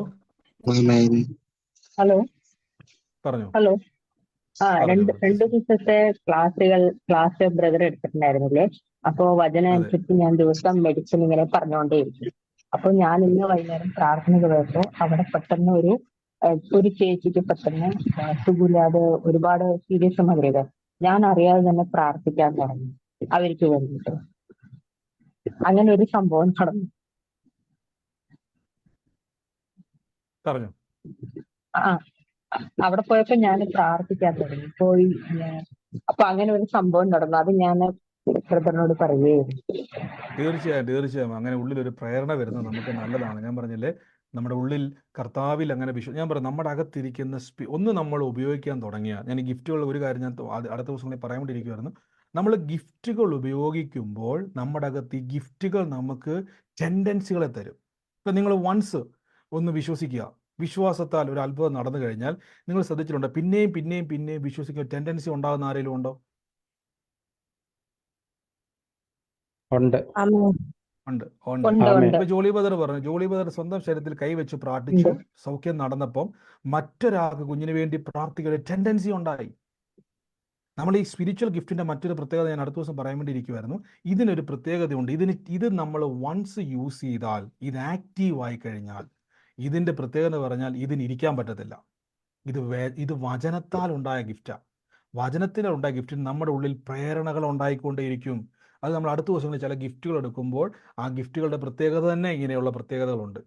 സ്പിരിച്വൽ ഗിഫ്റ്റുകളുടെ പ്രത്യേകത ഞാൻ പറയാം. ആ ഗിഫ്റ്റുകൾ നമ്മളെ പിന്നെയും തള്ളും, പ്രവചിക്കുവാൻ നമ്മളെ നിർബന്ധിക്കും, മറ്റു ചിലരോട് പോയി വിശ്വാസത്തെ 2 വാക്ക് പറയാൻ നമ്മളെ ഉന്തിക്കൊണ്ടിരിക്കും. ഇത് നമ്മളെ ഓവർടേക്ക് ചെയ്യുവാൻ തുടങ്ങും. അതുകൊണ്ടാണ് നിങ്ങളോട് പറഞ്ഞത്, നിങ്ങൾ പ്രാർത്ഥിച്ച് തുടങ്ങുമ്പോൾ ചിലപ്പോൾ നിങ്ങൾ അടുത്ത് നിൽക്കുന്ന രോഗിക്ക് വേണ്ടി നിങ്ങൾ പോലും പറയാതെ തന്നെ ഞാനൊന്ന് പ്രാർത്ഥിച്ചോട്ടെ, നിങ്ങൾക്ക് ഇപ്പോൾ പറയുമ്പോൾ ചമ്മലായിരിക്കും, ബ്രദർ അയ്യേ നാണക്കേടാ. പക്ഷെ നിങ്ങൾ പോലും പറയാതെ ടെൻഡൻസികൾ ഉണ്ടാകും, നിങ്ങളുടെ കൺമുമ്പിൽ അത്ഭുതങ്ങൾ ഉണ്ടാകും. ഇന്ന് മുതലൊന്ന് പ്രാർത്ഥിച്ചിരിച്ച്. എനിക്ക് അങ്ങനെ ഒരു ടെൻഡൻസി ഉണ്ടായി പാസ്റ്റർ ബ്രദറെ. എനിക്ക് അങ്ങനെ ഒരു ടെൻഡൻസി ഉണ്ടായി. ഒരു ദിവസം ഒരു 3 ഞായറാഴ്ച മുമ്പ് ഞാൻ ആരാധനയ്ക്ക് ഇങ്ങനെ ഇരുന്നോണ്ടിരുന്നപ്പോൾ ഞങ്ങളുടെ ഒരു പഴയൊരു പാസ്റ്റർ ഉണ്ട്, വയസ്സ് 80 ആയിട്ടുണ്ട്. അപ്പം പാസ്റ്ററിന് ഞാനിങ്ങനെ സംസാരിച്ചപ്പോൾ എന്നോട് പറഞ്ഞു, ഭയങ്കര വിഷമം, ബുദ്ധിമുട്ട്, നടക്കാനൊന്നും പറ്റത്തില്ല, ഭയങ്കര വേദനയാണ്, ശരീരത്തിനൊന്നും ചെയ്യാൻ പറ്റുന്നില്ല, ആരാധന കാരണമാണ് ഞാൻ വന്നേ പോവുക മോനെന്ന് പറഞ്ഞു. ഞാൻ പറഞ്ഞു, പാസ്റ്റർ ഞാനൊന്ന് പ്രാർത്ഥിച്ചോടെന്ന് ചോദിച്ചു. എൻ്റെ മനസ്സിൽ ആരാധനയുടെ സമയത്ത് ഇങ്ങനെ പാസ്റ്ററിന് വേണ്ടി പ്രാർത്ഥിക്കണമെന്നൊരു പ്രേരണ എനിക്ക് നല്ലോണം ഉണ്ടായി. കഴിഞ്ഞപ്പോൾ പാസ്റ്റർ ഇരുന്ന സ്ഥലത്ത് ഞാൻ പ്രാർത്ഥന കഴിഞ്ഞപ്പോൾ ഇങ്ങനെ സംസാരിച്ചതിന് ശേഷം പറഞ്ഞു, ഞാൻ 1 മിനിറ്റ് പ്രാർത്ഥിച്ചോടെ പാസ്റ്റർ എന്ന് ചോദിച്ചു. അപ്പോൾ ഞാൻ പ്രാർത്ഥിച്ചു. പാസ്റ്റർ പറഞ്ഞ് പ്രാർത്ഥിച്ചോളാം പറഞ്ഞു. ഞാൻ പ്രാർത്ഥിച്ചു. പിറ്റേ ഞായറാഴ്ച പിന്നെ ഞാൻ അതിനെക്കുറിച്ച് ചോദിച്ചൊന്നുമില്ല. പിറ്റേ ഞായറാഴ്ച നല്ല പയറുമണി പോലെ ഓടി വന്നു, പള്ളി ചെയ്യുന്നു, പള്ളിയിൽ വചന ശുശ്രൂഷ ചെയ്തു, എല്ലാം ചെയ്തു. വളരെ സൗഖ്യത്താൽ ഇപ്പോഴും ഇരിക്കുന്നു. ദൈവത്തിന് സ്തുതി, സ്തോത്രം. ആമേൻ. അതുകൊണ്ടാണ് ഞാൻ തുടക്കത്തിൽ പറഞ്ഞത്, ദാവീദ് ചെയ്തതുപോലെ ദാവീദിന്റെ അകത്തുള്ളതിനെ ദാവീദ് ഒരിക്കലും ശ്രദ്ധിക്കരുത്, ദാവീദ് പിന്തുടരുക, നമ്മുടെ അകത്തോട്ടിരിക്കുക. അത് ദാവീദിന്റെ മേലുള്ള അഭിഷേകത്തിന്റെ പ്രത്യേകത. വൺസ് അഭിഷേകം യൂസ് ചെയ്താൽ അഭിഷേകം നമ്മളെ ഉന്തിക്കൊണ്ടിരിക്കും, ഗിഫ്റ്റുകൾ നമ്മളെ ഉന്തിക്കൊണ്ടിരിക്കും. ഒന്ന് നിങ്ങൾ വിശ്വസിച്ചാൽ ഈ വിശ്വാസം നമ്മളെ ഉന്തിക്കൊണ്ടിരിക്കും. ഇപ്പൊ ബ്രദർ പറഞ്ഞ പോലെ ഉള്ളിൻ്റെ ഉള്ളിൽ ഒന്ന് പ്രാർത്ഥിക്കട്ടെ എന്നൊരു ടെൻഡൻസി, പ്രാർത്ഥിക്കട്ടെ എന്ന് പറയും, അത് കയറി പ്രാർത്ഥിച്ചു, അതിന് റിസൾട്ടും കണ്ടു. അങ്ങനെയെങ്കിൽ ഈ ദിവസങ്ങളിൽ സ്വന്തമായിട്ടൊന്ന് പ്രാർത്ഥിച്ച് ആരംഭിച്ച് കൈവച്ചൊന്ന് പറഞ്ഞ് എൻ്റെ അവയവങ്ങളോടൊന്ന് പറഞ്ഞ് അത് റെഡി, അതിൻ്റെ കൗണ്ടുകളോട് പറ, നോർമലാകാൻ പറ, ശരീരത്തിൽ അവയവത്തോട് പറ, അത് പുതിയത് വരട്ടെ. നിങ്ങൾ പറഞ്ഞാൽ അത് സംഭവിക്കും. അപ്പോൾ അത് സംഭവിക്കുമെന്നൊരു സംശയം വരുമ്പോൾ നമ്മളെ ബലപ്പെടുത്തുന്നതാണ് കർത്താവിൻ്റെ വചനം. ഉണ്ട്, ബൈബിളിൽ പറയുന്നുണ്ട്, പിന്നെ എന്നെ പേടിക്കാനാ? കൈവച്ച് ഒരു നഷ്ടവും ഇല്ല. നമ്മുടെ കയ്യിലൂടെ അത് സ്പ്രെഡ് ആവും, നമ്മുടെ കയ്യിലൂടെ അത് വരും, നമ്മുടെ കയ്യിലൂടെ അത് സംഭവിക്കും, നമ്മുടെ വായിലൂടെ അത് സംഭവിക്കും, നമ്മുടെ നോട്ടത്തിലൂടെ അത് സംഭവിക്കും, നമ്മുടെ നടത്തിലൂടെ, സാന്നിധ്യത്തിലൂടെ അത് സംഭവിക്കും. അതൊക്കെ നമുക്ക് അടുത്ത ദിവസങ്ങളിൽ പറയാം. നമുക്ക് ഒരുമിച്ച് പ്രാർത്ഥിക്കാം. സാക്ഷ്യങ്ങൾ മറ്റാരും ഇല്ല എന്ന് ഞാൻ വിശ്വസിക്കുന്നു. വലിയ അനുഗ്രഹിക്കപ്പെട്ട ഒത്തിരി സാക്ഷികൾ തുടക്കം മുതൽ നമ്മൾ കേട്ടു. ഇനിയും ഇനിയും ഇനിയും ദൈവം ചെയ്യും. ഇത് പോരാ, ഇത് പോരാ. നിങ്ങൾ ഇത് മുതൽ യൂസ് ചെയ്യണം. നിങ്ങൾ ബ്രദറിൻ്റെ പ്രാർത്ഥനയ്ക്ക് വേണ്ടി കാത്തിരിക്കണം. ബ്രദർ പ്രാർത്ഥിക്കും തീർച്ചയായിട്ടും. ഇപ്പോൾ ജോളി ബ്രദർ മറ്റവരൊക്കെ പറഞ്ഞതുപോലെ തന്നെ നിങ്ങളൊന്ന് പ്രാർത്ഥിച്ച് യേശുവിൻ്റെ നാമത്തിൽ, ഞാൻ പ്രാർത്ഥിക്കത്തില്ലെന്നല്ല പറഞ്ഞാൽ, ഞാനും പ്രാർത്ഥിക്കും. നിങ്ങളൊന്ന് എക്സസൈസ് ചെയ്തേ, സംഭവിക്കും. നമുക്ക് ഒരുമിച്ച് വിശ്വാസ പ്രഖ്യാപനങ്ങൾ ഏറ്റു പറയാം. സൗണ്ടുകളെ മ്യൂട്ട് ചെയ്താട്ടെ. നിങ്ങളായിരിക്കുന്ന സ്ഥലത്തിരുന്നുകൊണ്ട് കർത്താവ് എനിക്ക് തന്നതിനായി നന്ദി പറഞ്ഞുകൊണ്ട്. സാക്ഷ്യം പറയാൻ ആരുമില്ലെന്ന് ഞാൻ വിശ്വസിക്കുന്നു. ഓക്കെ, എല്ലാവരും കഴിഞ്ഞു എന്ന് വിശ്വസിക്കുന്നു. നമുക്ക് ഒരുമിച്ച് പ്രഖ്യാപനങ്ങൾ ഏറ്റു പറയാം. മൈക്കുകളെ മ്യൂട്ട് ചെയ്താട്ടെ. നിങ്ങളായിരിക്കുന്ന സ്ഥലത്തിരുന്നുകൊണ്ട് കർത്താവ് എനിക്ക്